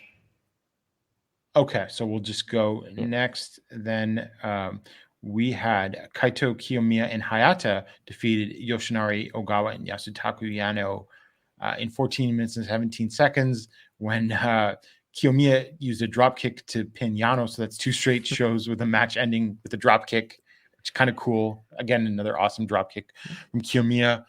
This rocked. I mean, Kiyomiya and Ogawa always kick ass together. Hayata was inoffensive. Yano was obviously great, as we talked about. He worked amazingly with Kiyomiya, and Kiyomiya, as I said before, is just working so hard in all of these undercard matches. Like, he doesn't have bad undercard matches. Yeah, no, I really like Kiyomiya just using a drop kick, because it's just like, yeah, I don't need my finisher to beat this young boy. I'm just gonna drop kick him and pin him because I'm just better than him. Like, I think that was some really cool shit. Otherwise, it was a really good, fun match. What I am actually kind of curious about is because Yano keeps getting put in matches with like Stinger people, where like obviously his current look doesn't fit with Stinger at all. But I am kind of curious if they are going to put him into Stinger at some point, because he just keeps tagging with Stinger people all the time. It would not shock me. I would assume so. I guess that's the sort of big proof that you've graduated, when you actually get thrown into a unit that's not the sort of the home team, right? Yeah, but he would have to drastically change his look though, because his current look doesn't fit in with them at all. Not nearly sleazy enough. Yeah, like he needs to like grow out his hair, and obviously the baby blue tights need to go. So, but yeah, like it is just curious that it's just like pretty much every show, like he is in a match with Stinger. Yeah. So after that, we had Segura Gun, Takashi Sugiura, Hideki Suzuki, and it wasn't all Segura Gun because Masado Tanaka was teaming with them, and he doesn't currently have a unit since M's Alliance disbanded, and they defeated Masa Kiyomiya, Dekia Naba, and Yoshiki Inamura in 15 minutes and 34 seconds when Suzuki used the royal stretch on Inamura for the submission. As I roll my eyes as I say that. This was again another great match with a questionable finish. Look at all 6 guys in this. I thought Hideki looked really good here too. Another someone's got to take a fall, so it's going to be Inamura. Yeah, no, I mean, I was not surprised. Like when I saw them come out, I was like, okay. Well, to be fair, I actually expected Inaba to be the one that gets beat here, but yeah, the moment Suzuki locked in a stretch on Inamura, it's like, oh yeah, see, I thought Kiyomiya and Inamura would be challenging for the GHC tag titles. Yeah, I was feeling it, but then I'm like, no, because I was just looking at the other team. I was like, oh, okay, no, then they're not gonna win. And yeah, I mean that's still out in the open. Who's gonna challenge for the tag titles at Sumo Hall as well? And I mean, I guess it could still be Kiyomiya and Inamura, but yeah, they would have to beat Segura and Suzuki at some point, or in a 6-man tag to like set it up properly. But I mean, now that Suzuki has just straight up tapped out Inamura, like I don't know, that's a bit of a stretch. I'm getting panicky that like somehow Muto returns at Sumo Hall. I don't know, maybe, but still, like, yeah, he has a fucked up hip. Yeah, that is still a bit of a stretch. But as much as he's the politician, you got to give him credit. He will try to power through whatever injuries he has. Unlike, say, so many other wrestlers that are like, I'm gonna vacate my title and I can't work. So whatever. So the next match after that was Eita and Yohei went to a no contest in 10 minutes and 43 seconds when Harada interfered. I don't know. I thought the match was just okay. There was a lot of brawling up to that point. But again, it's just the point of getting the angle across. What do you think of the match? Yeah, I mean, the match was fine. I mean, it was a bit inconsequential. Like, I also had a feeling that it wasn't really going anywhere or building to anything. And that made a lot of sense when then Hayata attacked and just made it a no contest. And I really, really liked the post-match angle where Hayata just... Apparently, it is just... equal revenge that if you get your hair shampooed, that you just bust open the person that shampooed your hair and just make them bleed all over the mat and make them bleed on the title. Like, he was really vicious here. Yeah, I ate blood really well, so that really did make an impact. Yeah. And also, like I said, like the way Hayata did it as well, like when he actually like just like rubbed the title, like when he just rubbed like Eita's bloody forehead on the title and just held up the blood-covered title and everything. So I think they did about as well as they could to like set up the Eita versus Hayata match. And then I'm gonna be curious on how that match actually goes. And if that is, I mean, I would assume that is the main event of the Sumo Hall show. Yes, I would assume so too. Just my only beef, even though the angle was cool, it's like this is the second like no contest on the show and the third in 2 shows. It's becoming a bit of a crutch, and I fear, much like the time limit draw in Stardom, it just starts to gain more and more momentum. And then so what happens once a tour becomes twice a tour, becomes multiple times a tour, becomes every other show. So I don't know. That's just something to watch out for that I'm concerned about. Yeah, because it is just an easy excuse for Booker to like get out of having to book a finish. So, I mean, because he could have very easily also just have Eita beat Yohei and then just Hayata comes out after the match and attacks Eita. Yeah. But I guess they didn't want to do that because Yohei is a champion. But again, in that case, don't book the match. Yep. Put him against someone else. Yeah. I mean, there's enough juniors on there that you can have Eita just beat in a non-title match and then have Hayata attack post-match. But yeah, I mean, for now, I'm not too concerned as it is. But yeah, as you said, like if that becomes a trend, then definitely I'm not going to be a big fan of that.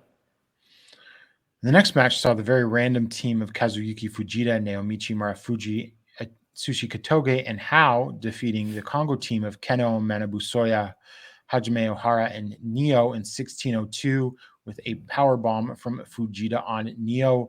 This is a pretty good match, actually, I thought. Although I will say Keno starting to feel like an afterthought in all of this. Yeah, I'm not sure what is still like. I do expect there's still going to be some sort of angle happening with Congo at some point, but Keno also hasn't done anything in a while now. Like he hasn't really done anything since he beat Go in the Go Challenge series, and then yeah, he has felt like a bit of an afterthought. But I think they're kind of holding off on doing anything with him until they do the big Congo angle. Whenever that happens, I would assume now that it happens. I don't think it happens before the Sumo Hall show now. I would expect it to happen at the Sumo Hall show, and then because I expect him to get kicked out of Congo, and then maybe we see like a full rebrand of Congo afterwards as well, because I do expect that there is kind of a bit of a like unit shuffle coming up for if the anyone should get now. kicked out of Congo, it should be Nakajima. He's lost the GHC title and then he loses again in the main event here. Yeah, no, but I think that's kind of the setup as well, because to me, like, I don't know, what do you really do with, because it makes more sense for me to have Keno get kicked out of Congo, because for me, it's just kind of what this whole thing of Nakajima joining Congo has been building up to. Right, and that's what everyone is doing. Eventually, yeah. What I could definitely see is like that Keno will sell it as that he, like, like the classical thing that like Dragon Gate does like all the time as well when they do a turn, is where Keno wants to kick Nakajima out of Congo, but then it's the rest of Congo that turns on Keno instead. Right. And Nakajima takes over. So I could very much see them like they like lose a match at Sumo Hall, and then Keno afterwards like wants to kick out Nakajima and gets turned on. And then I could see a full rebrand of Congo as well, because it doesn't really make sense of keeping them as Congo without Keno, because like that's the whole reason why they are the faction that they are. And then I could see like in general be like a big reshuffle coming for the heavyweight factions, because MC Alliance has broken up, and we didn't mention it before, but like there's some dissension within Seguragon as well between Suzuki and what's his face? Why am I blanking on his name again? Sakuraba. Yeah, Sakuraba, where like Sakuraba was in this weird like he was their ring boy during their match and was like holding open the ropes for them. So that's very clear like there's some sort of like dissension going on there as well. So I could just see Noah just kind of doing a bit of a reset after Sumo Hall and just shuffle people into new units. And yeah, so, and I think Keno is kind of going to be the linchpin of that whole movement happening. And did you have any other thoughts on the match? Yeah, the match was fine. Like I think Noah is always really, really good at doing these kind of multi-man, semi-main matches. Everyone always works hard in these, and yeah, especially Congo is like obviously like more often than not Congo is in this slot as well, and they always succeed at doing it as well. So it was just really fun. I mean, but as you said, kind of Fujita, Marufuji, Kotoge, and Hao, that's just a very like Fire Pro random kind of team as well. There was some dissension teas between Fujita and Marufuji as well, which I actually kind of somewhat expected it that becomes the main event for Sumo Hall, but then they announced a different match, so now I'm curious what that means for the title match at Sumo Hall. Yeah, so that will take us into the main event of Go Shiozaki defeating Kazuhiko Nakajima in 17 minutes and 20 seconds with the Goen Lariat. This was a very good match. Not quite as good as their January 1st main event, but I mean, it's just a Korakuen main event. I thought this had a really strong closing stretch, and it was really cool when Shiozaki was fighting back with the lariats, and that when Nakajima went for that high kick and then Go lariated it, but it just felt like the final lariat and the pin just felt like Nakajima just sort of like fell over and just, lost compared to sort of what the kind of shit kicking that we usually see Nakajima get. So he looked a little weak on the finish, but that just might be me. Yeah. I was a little bit disappointed. Like, it was a really good match, but I was disappointed. But that's it was a victim of high expectations, essentially. Because obviously previously when these two have gone in there, it has been a match of the year contender every single time. And it just wasn't this time around. But yeah, still it was a really, really good match. But as I said, I kind of was surprised at the finish. I didn't expect it to come there. Because Go just hit his lariat and pinned Nakajima kind of unceremoniously as well. I mean, it makes sense that he gets like a strong win if he challenges for the title. But I don't know, like it felt like a little too easy in a way as well. But I guess Nakajima, like he will have other stuff to do as well. And then, I don't know. I don't really know what else to say about this match because it was a Shiozaki versus Nakajima match, just a lesser version of the match that they normally have. All right, and so we had some announcements on this show. We've got foreigners returning to Noah. So we had announced, so the first thing will be a three-way match on the End Innovation show: Dragon Bane versus Alpha Wolf, who's the former Canis Lupus, versus Ninja Mac. I would assume that's just going to be a crazy spot fest. Also announced Chris Ridgway is coming back to Noah. He cut a very unenthusiastic promo. His mic skills are not very good. Really, I was like coming away from that. I was like, hello, oh man, Chris, I'm very excited to come back to Noah. Thank you, fans. Yeah, I mean, to be fair, it is kind of hard to like cut a like fiery promo in what I assume was his living room. But yeah, that was not like great. But I'm happy to see Ridgway back in Noah. Like he's been really, really good there, and he's going to be joining Stinger as well. Right. And also announced on the heavyweight side, Rene Dupree and El Hijo del Dr. Wagner Jr. will be there on the April 30th show. Former GHC the murder third. Yeah, former what did they call Dupree? Something Napoleon? Like something Psycho Napoleon or something. I don't Psycho know. Napoleon. Yeah, like everyone got a nickname except for Chris Ridgway. It was just like, here's everyone's fancy new nickname, and then Chris Ridgway. Paul, I gotta ask you with this announcement. Most of these got like the Dupree and El Hijo Dr. Wagner Jr. are returning and former tag champs, but I think when they left, Noah had just been purchased by Cyber Fight or Cyber Agent, right? I think that was around that time, right? Yeah. And if you can get foreigners back, are you a little surprised that Noah hasn't been a little more aggressive in grabbing new foreigners with the money that they now have? Yeah, I mean, the question still is like, because the booking hasn't really changed. Because I don't think Ninja Mac is going to be very expensive, right? No, he's a new one, right? No, I mean, I think that was the thing for me is because the booking hasn't changed, so it's still the same person kind of bringing in this foreign talent. So I think it makes sense for them to go with kind of people that they know, to go with established kind of people that they've brought in before and that they've liked, and then they add like one new person to it. That makes some sense for me as well. And I mean, we don't really know like how it goes right now with getting people visas, so it might just be that it is easier to get people visas that have had them before as well. So I can get it from that point of view where they might want to prefer to bring in people that they know that they can get the visa for them.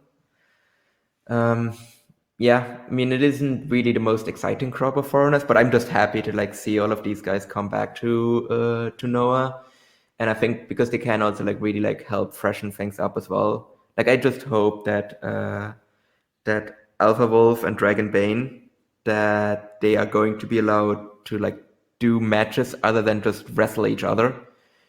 Because in their previous Noah tour, that's pretty much all they did, with like very few exceptions. Right, I remember that. Yeah. So I hope that they get integrated a lot more into the promotion this time around. Because I could also see that freeway match with Ninja Mac essentially just like Ninja Mac just like like he wrestles in the match for like the first 5 minutes and then he just gets tossed to the outside. And then those two guys are just gonna have like their like typical like Mexico singles match that they always have with each other. So yeah, like I just hope that they are just like integrated better this time around. Like I don't have any concerns for that for Ridge Ray, because Ridge Ray is just a regular part of the promotion and was before he couldn't come back because of Corona. Like I think he's actually a tremendous addition to Stinger. Like he just instantly becomes the second best worker in the faction by like a mile. Like I really hope that they pair him up with Ogawa, because I think I might want to have that be the junior tag title match at Sumo Hall, is Ogawa and Ridge Ray versus Yohei and Kotoge, because that could be tremendous. Oh, that would be great. And another thing I was thinking about the foreigner front, a lot of the good foreigners, or a lot of the good American like indie workers not signed to AEW or WWE or whatever, they're in like the New Japan Strong orbit. Yeah. And so they might not be jumping to go to Noah or anything like that. And there's not a lot, once you get past the New Japan Strong indie guys, there's not a lot out there. So no, yeah. And I don't think Noah has done any scouting in Europe, because I think there's actually quite a few people in Europe that you could bring in that would be like nice additions, but I don't think Noah has actually ever looked at that. Like really like the only Japanese promotion that has kind of looked at, well, actually, no, DDT has done it as well. DDT and Big Japan have done it to some degree, and then All Japan has obviously done it, but I don't think Noah has actually ever really looked at Europe, except for Ridge Ray, as like a place for like to bring people in. I mean, maybe they can get some help from Ridge Ray to like that he maybe like goes around, scouts some guys for them to bring in going forward.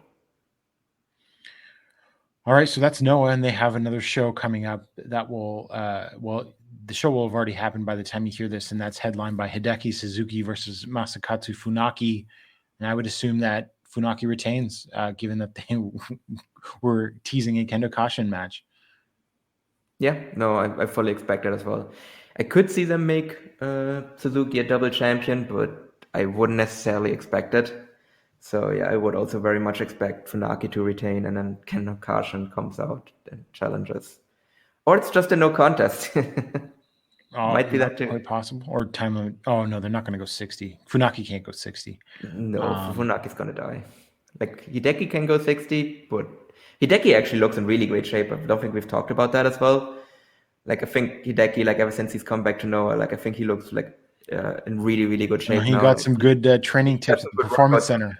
At the Performance Center. I mean, that's really the one good thing. Like that's the one good thing about the Performance Center, is that they're really good at giving people like the right nutrition tips and like showing them some like workouts to get in good shape. And it shows on Hideki as well. All right. And last but not least, we move to All Japan Pro Wrestling, and they held their Champions Night 3 on March 21st at Ota Ward City General Gymnasium.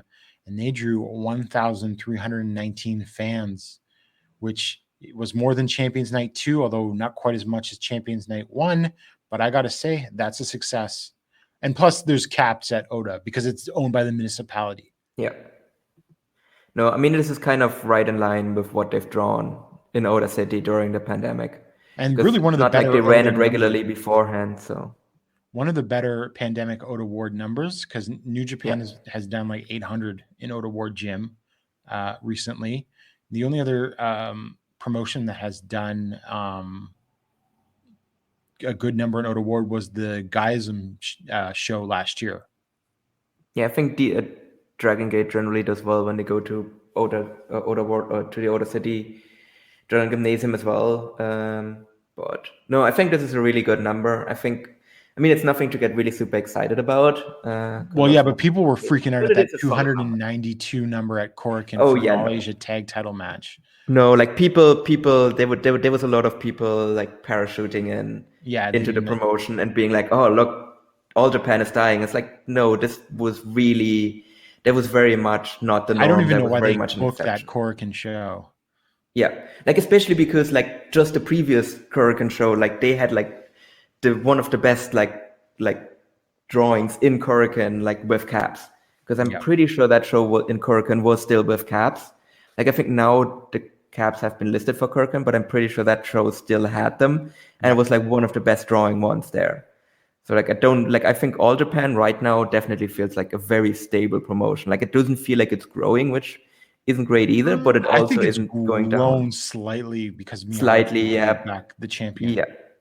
I I mean, it guess obviously helps to have Kanto back on top. Yeah.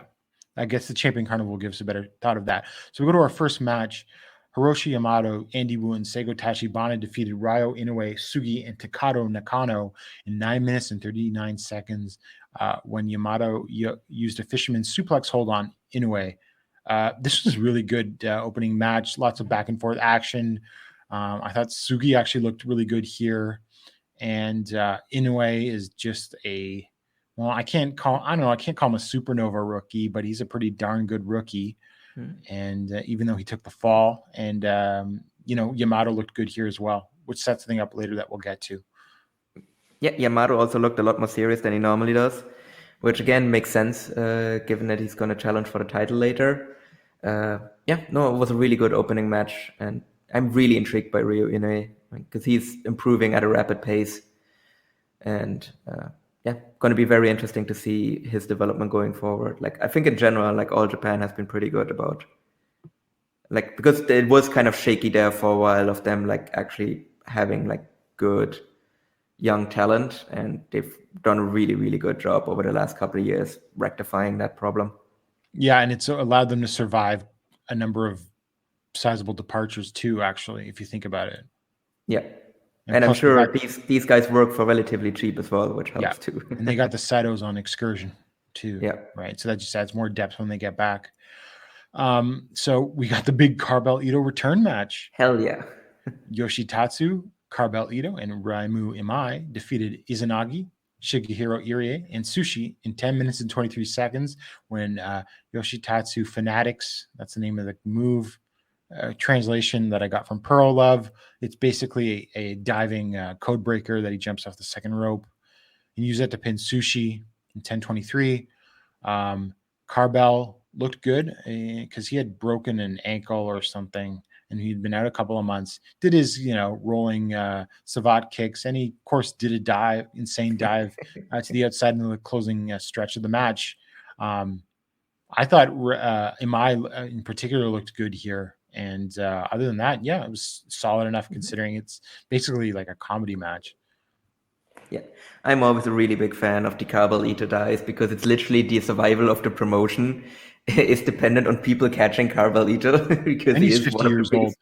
He's one of the biggest sponsors of the entire promotion, and he just chucks himself over the top rope, and it's just like, you're gonna catch me because if you don't, then the promotion is going to die alongside with me. Like, I think we talked about things that are undisputable, and I think it's undisputable that Carbell Ito is the greatest money mark ever, because he really has no business being as good as he is. And especially, again, that he's a non-wrestler. Technically, he's a non-wrestler who's, like, actually really, like, solid as hell in ring as well. If Carbell Ito, something happened to Carbell Ito, I mean, multiple promotions might go under because he's, like, popped up in 0-1. And hasn't he done Big Japan the entire Japanese indie scene. Yeah.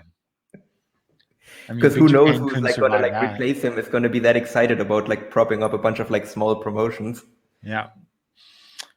Number 3, finally making their reunion, Dan Tamura and Abdullah Kobayashi defeated Takao Omori and Black Menso Ray in 11:31 with a diving elbow drop from Kobayashi on Menso Ray. I mean, what can you say?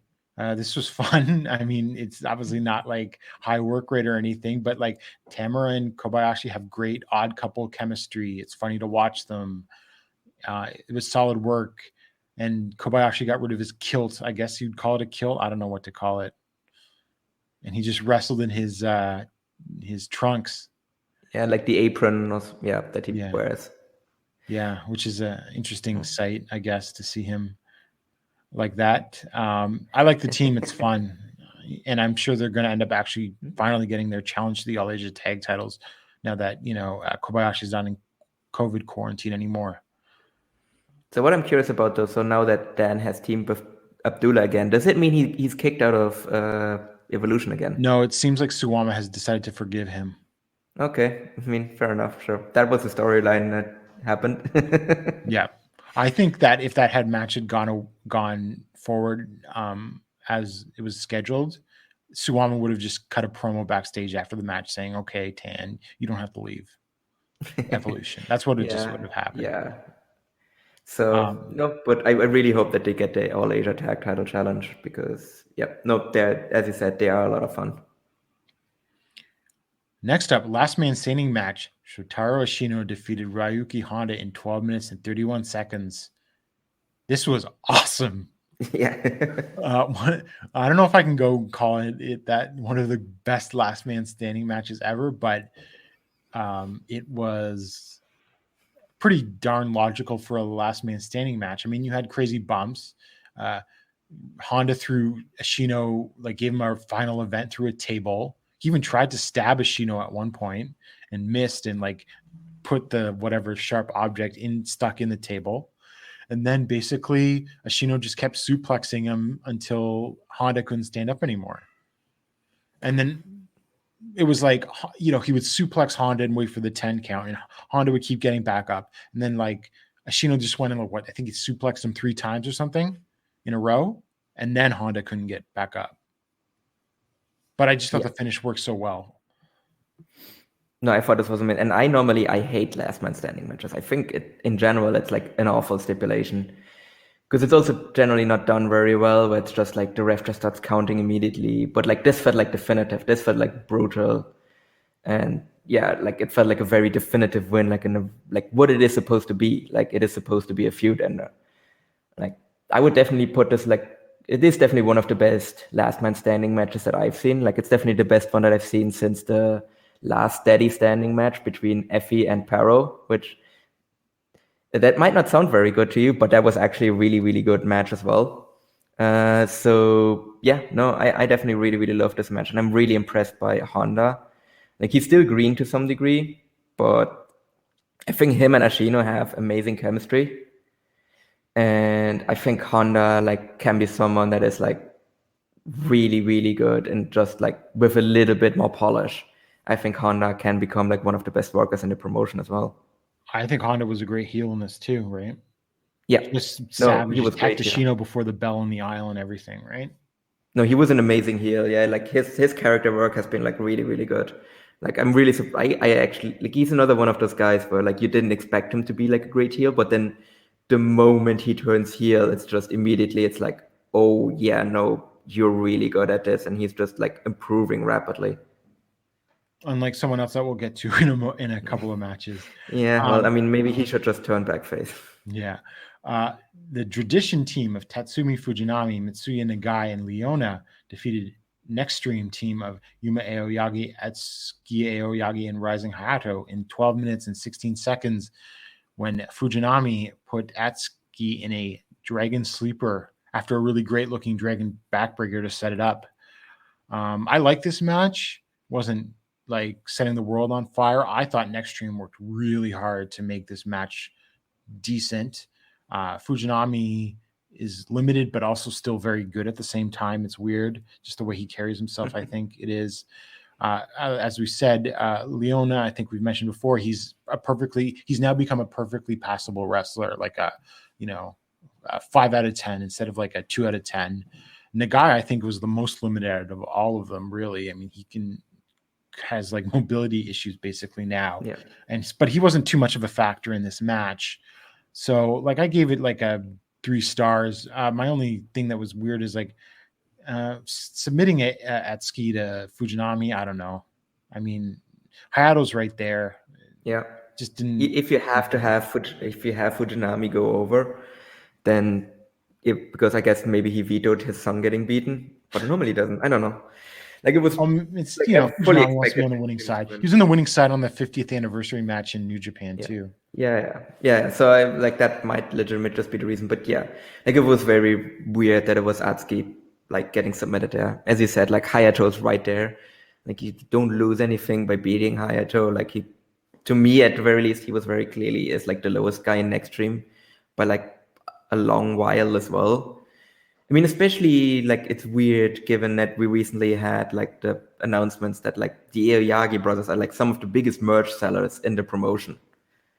So it's just very curious that you would beat one of them like just randomly when like you just have like a very clear lost post in your faction, and to not have him be the one that gets beat. Yeah, I don't know. It is a very curious decision. Don't think it's gonna have any like long-term effects, obviously, because it was just like a random 6-man tag match, but still just a curious decision. Next up was the PWF World Junior Heavyweight title. Hikaru Sato defeated Hokuto Omori in 16 minutes and 39 seconds. That's one of the longest junior title matches I can think of in quite some time, with a backdrop suplex, successfully making its first defense. I thought this was pretty good. I don't think it got to the level of great. They work really well together, and they sort of did some callback spots to their match in last year's Junior Battle of Glory tournament. And then like Sato continuing on a suplex theme on the show, dropped Omori with a bunch of backdrops before he pinned him. Like I went 3.5 on this. It just, I don't know what about it was, didn't quite get it up to that next level. Felt like Omori never really felt like much of a threat to Sato in part. I think there was only really one near fall I really bid on, and I think it was the Dragon Suplex from Omori. But I mean, the work was good enough. And I don't think it I don't know, maybe I'm sounding more negative than I actually was on the match, but there's just something there that you're like, this is good, but was also something missing. Yeah, no, I can definitely echo those feelings. I was a little bit disappointed from this. I had relatively high expectations going in, and they had a solid match, but yeah, I definitely thought this could be like the best junior title match of the year so far. No, I don't think it was. Yeah, I definitely still think like Omori is like very clearly going to be a star, but yeah, he does feel like a guy that is like in a transitionary period right now, and I think maybe that was kind of hurting, where he is kind of like in this weird like in between, like a heel and a face. Like it's clear that like a face turn is coming, but it's technically still a heel, and like I think that somewhat affects his work right now. It puts a little bit of a cap on his work at the moment. See, I slightly disagree with that, because I prefer him when he's not like kicking people in the balls and like hitting them with chairs. Oh yeah. No, I do as well. But like I said, like his character is like in this weird transitionary period as well. Yeah. And I think like that kind of hurt the match a little bit as well. Like I think if you run this match back in like 3 to 4 months, once presumably Hokuto has like fully turned face and has like found like his working style for that as well, I think then that actually could be a match that actually fulfills my expectations, but it just wasn't at this point. I think though this Sato reign will be pretty good, and I think it's going to last a while. Yeah, no. At like this point, if you can make it past Omori, yeah. If you can make it, if the junior champ can make one successful defense, then they will probably hold the title for a bit. Yeah, because it's definitely not going to be Hiroshi Yamato that is going to beat him. No. Well, he came out, I mean, we said the same thing about Super Crazy. And I would be less upset if Yamato beats Sato than I was when Super Crazy won the title. Yeah. But yeah, no, I don't but I would still like put it at a very small chance that Yamato like wins the title. But I think especially like this like more serious version of Yamato, I think like him and Sato could have like another like really, really good match. Oh yeah, I have high expectations for that one. Yeah. That doesn't have a date yet, I don't think. No. Might not even. It'll probably happen on like the final show of the carnival. Yeah, because that's the thing. Like they did the challenge now, but then I don't expect it to happen for a while now, given that the carnival is coming up. And so I'm sure in some people's hearts, this was the main event. We had the Jake Lee return match, the Voodoo Murders return match to All Japan.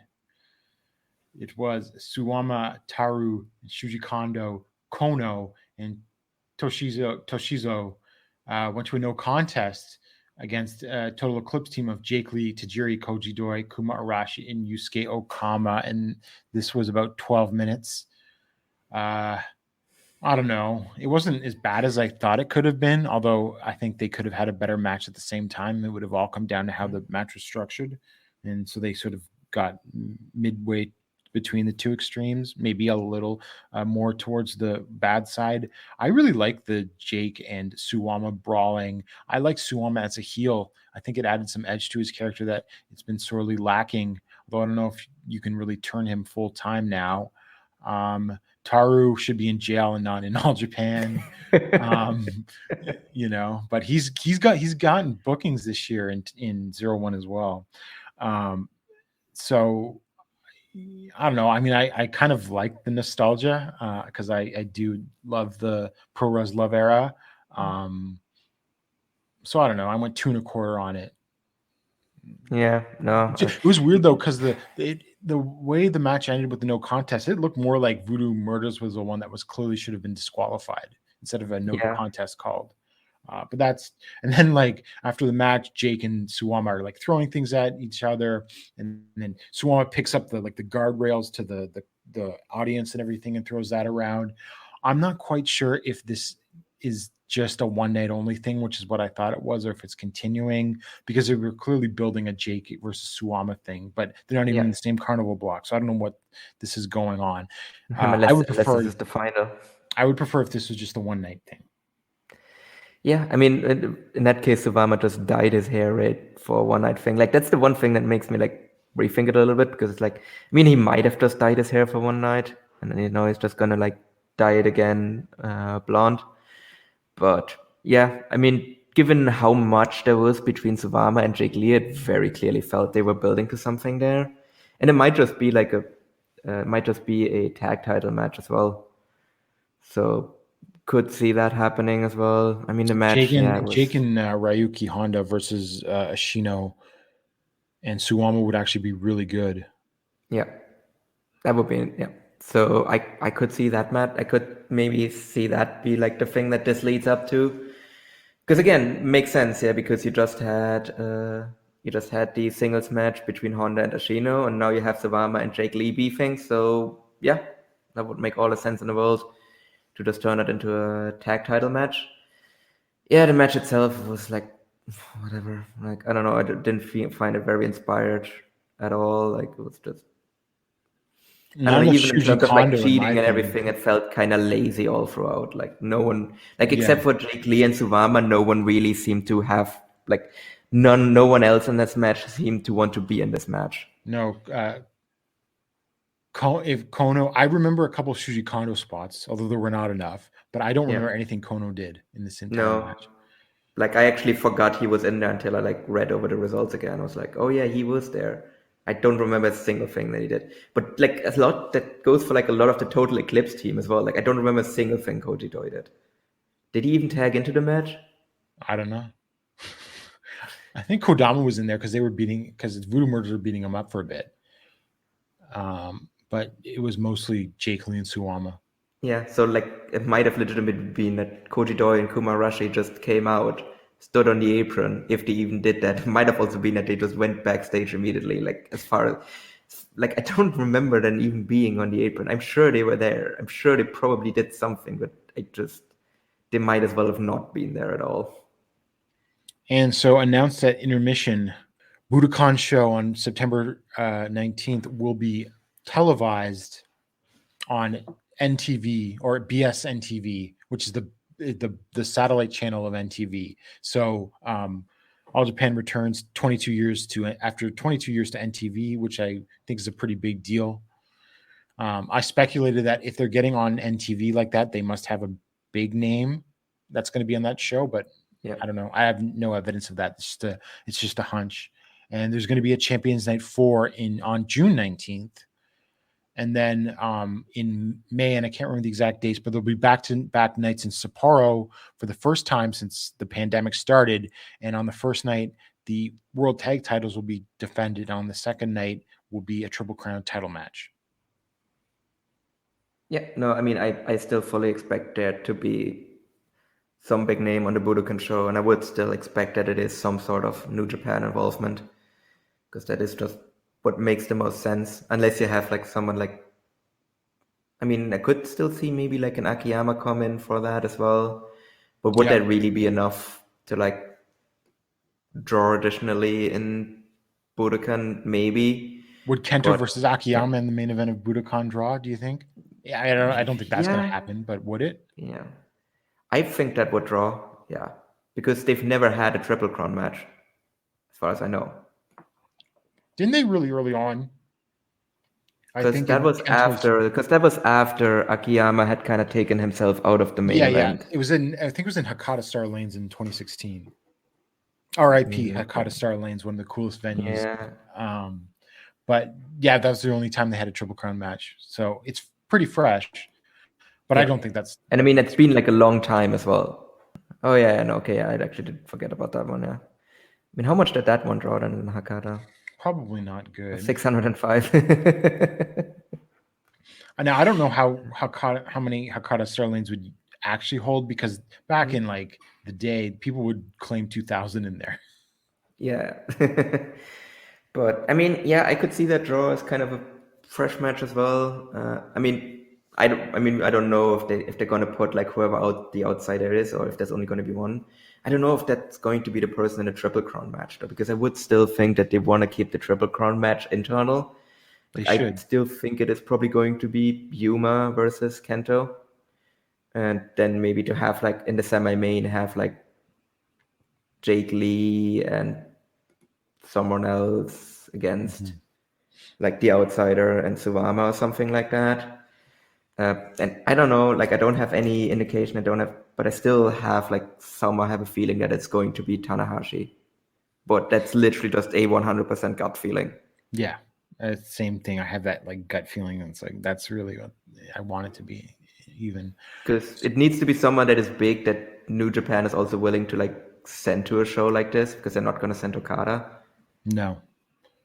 And our main event for the Triple Crown, Kento Miyahara defeated Shuji Ishikawa in 32 minutes and 28 seconds with a shutdown German suplex to make his second defense. I thought the match was good, not great. Now, this match is getting a lot of attention. A lot of people are saying it's one of the best Triple Crown matches in quite some time. It has a really good rating on Cage Match, for example, almost at 9, or maybe even at 9. My issue with this match, and I seem to be a bit of an outlier, is I thought this match was like just basically Shuji beating up Kento for like 30 minutes, and then Kento like being Kento Hogan and hulking up and just like hitting the knee and hitting the shutdown German to win. I mean, the work was good. There were some cool ass spots, but there was only one point where I felt Kento was in any danger, which is when that Miyahara Slayer 2022, which looks like Brody King's Gonzo Bomb, when Ishikawa hit that was a good kick out. But other than that, it just felt like going to beat up Kento and make his heroic comeback. We've seen it before. So I don't know. That was my take. I mean, I will be positive, given my positive spin basically on this match getting a lot of positive attention is that there's more attention on All Japan than I guess in the West, because I've seen these people have way better matches than this. Like, this doesn't even compare at all to like the 2017 match. And again, like generally when these two have matches, the match is Shuji Ishikawa beats up Kento Miyahara. And then either Ishikawa wins or Miyahara manages to like do like his like, Hogan Miyahara thing and come back. That is their general match structure. And that's what they did here again, but like just as a lesser version of what they normally do. Like, it was still a good match, but like just compare it in the series, like this was definitely one of the weaker ones. So my positive spin on that is just that there were somehow more people paying attention to it now than there were previously. Because if people kind of go back and watch the previous matches, like I don't think this one compares to that at all. No, definitely. I definitely agree that it doesn't compare to the previous ones. But you know what? I'll take the positive attention that All Japan has gotten, and they've gotten a good amount coming out of the show. Yeah. So I was really surprised how much positive attention this match got coming out of it. And there were some people that were like talking it up as like a match of the year contender as well, which definitely didn't even get close to that for me, to be honest. But hey, look, I'm always really happy if All Japan gets like positive attention. So I will take it and I will not complain about it too much. Yeah, I mean, and as a show as a whole, I thought it was pretty solid because, you know, sometimes the undercards in All Japan are not great, you know, so this was really solid top to bottom. The only thing you can say that was bad was the Voodoo Murders match. But I think a lot of people expected that anyway. No, yeah, and I mean, at least it had like some sort of like storyline development, I guess, as well. So I mean, it wasn't like a completely because that would have been like even worse if it had just been as bad as it was, and then it wouldn't have it wouldn't lead to anything. But it very clearly seems like it's going to lead to some sort of like issue between Suwama and Jake Lee.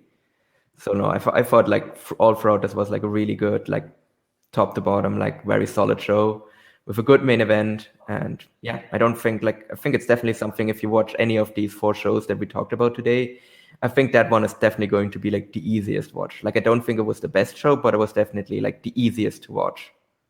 Okay. And so before we get to the Champion Carnival, I'll just say we will preview the All Japan, New Japan, Korakuen Hall 60th anniversary show on the next show, because by then we will probably have a replacement for Sanada, who broke his orbital bone and will be missing the main event of that show, where he was going to team with Jake Lee against Kento and Hiroshi Tanahashi. That's such a shame. Like, that would have been a great match, but I would assume that New Japan is going to send a good replacement. Hopefully, yeah. I don't know who it'll be, but because I don't know. Well, I don't want to spend too much time speculating, but he could have very well have been the fall guy in that. But so we'll go to the Champion Carnival, which were the blocks were announced since the last time we recorded. So block A, we have Jake Lee, Shuji Ishikawa, Shotaro Ashino, Ryuki Honda, Shigehiro Irie, and T-Hawk of Great. In block B, we have Kento Miyahara, Suwama, Yoshitatsu, Yuma Aoyagi, Kuma Arashi, and probably the announcement that made everyone very excited. We've got Big Japan's Takuya Nomura. Paul, what do you think of this lineup? I think this is a really solid as hell lineup. I like that it is mostly kind of interior All Japan guys, All Japan guys primarily, with just a few kind of outsiders thrown in. Because I think it definitely felt there for a while now that the Champion Carnival was like very heavily carried by like whoever the outsiders are that are coming in. And I don't think that's the case anymore. And I think they just added like the right amount of people as well. Like, I think Takuya Nomura is a tremendous addition to the Champion Carnival. Like, I know that on paper, Block A is the stronger one, but I'm actually kind of intrigued by the lineup of Block B. Like, I think that one flies a little bit under the radar for people. Like, I think there's a lot of potential in there. I'll give you a quick hot take of my opinions on this. I think the weakest link in the block B is actually Kuma Arashi and not Yoshitatsu. Ooh, interesting. Because Yoshitatsu has proven he's got shockingly good chemistry with Suwama, and his matches against Kento are usually pretty good too. Yeah, I could see that. I mean, I'm kind of a bit of a mark for Kuma Arashi. So I think, I mean, obviously this is like the moment, if he was ever gonna like do anything as a singles worker, like this is like the chance for him now. This is his chance. If he still doesn't develop here, then I think he is just slotted in as a tag guy for the rest of his career. Now, putting your fandom of Kuma aside, do you think Koji Doi would have been better here, or do you think it's better that they sort of rotate them in and out? Yeah, it was very curious that Koji Doi didn't get a slot here at all. And don't know if that's like indicative of anything. Yeah, I mean, generally I would say Doi has been the better singles worker, but to be honest, like the gulf isn't as wide as people might think it is. And yeah, I think Kuma Arashi also brings like something like a little bit different to it than Doi might have been. He's more charismatic than Doi. Yeah, that is for sure as well. Like my favorite singles match of his is still when he squashed Jiro in the Champion Carnival. Oh yes, that was one of the few highlights of the 2020 Champion Carnival. Yeah, that was legitimately my second favorite match of the entire carnival. Because then he just spent like 5 minutes on the top rope doing air guitar. Like longer than the match.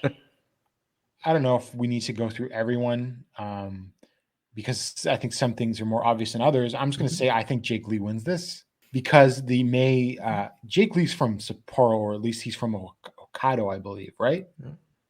And that's where the May Triple Crown match is at. So that's why I think in part it fits because I think Jake Lee's not going near the Triple Crown again anytime soon, but him winning the Carnival for a second straight year at least, says, oh, this guy's still a main eventer and then you can cycle him down from there. And I mean, we still assume that like Jake Lee was going to have like a Triple Crown, like that Kento was going to beat Jake Lee for the Triple Crown at some point, so they might still want to like Possibly just at the show have that match where at we some just point. talked about, I think. Yeah, I mean, it might have actually been that Kento was originally like slotted in to like win the carnival, and then they just had to like put the title on him when Jake got injured, so it just makes sense to just flip that. No, I think that does make sense. I think Yuma has an outside chance of winning as well, but again, I do think he's going to be the Budokan title match. So I think he definitely has a but I do think he has a chance of winning. I think Yuma wins the block. So he goes to the final. So the final is Jake versus Yuma. Well, what are the other possible finals? You sent Takuya Nomura through. Well, he's not like he's not like you don't put the outsider against one of your own heels. Yeah, that's weird. You could send Kento, and you could have Jake beat Kento to heat their matchup. Yeah, because you could have Savama versus Jake. Yeah, because they just had that heat at the that's show true too. Yeah. The thing I was going to say is, you can do Kento and Jake again in Korakuen Hall, because then you're doing it again the next month, but that's all the way up in Sapporo, so it's not like you're burning out the city. I just think Yuma's a nice, right? I mean, to me, if you think that it's going to be Yuma and Kento at Budokan, well, why don't you start that Yuma ascent where you're like, well, now he makes the Champion Carnival finals for his first time, but he fails. So would you have Yuma beat Kento in Champion Carnival, or would you make that his one loss in the carnival?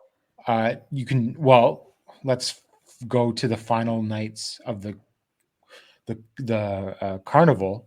So there's a show on April 24th at Korakuen Hall, which is the final A night, Block A night. Because whenever I look at round robin tournaments in Japan, I go straight to the final block nights.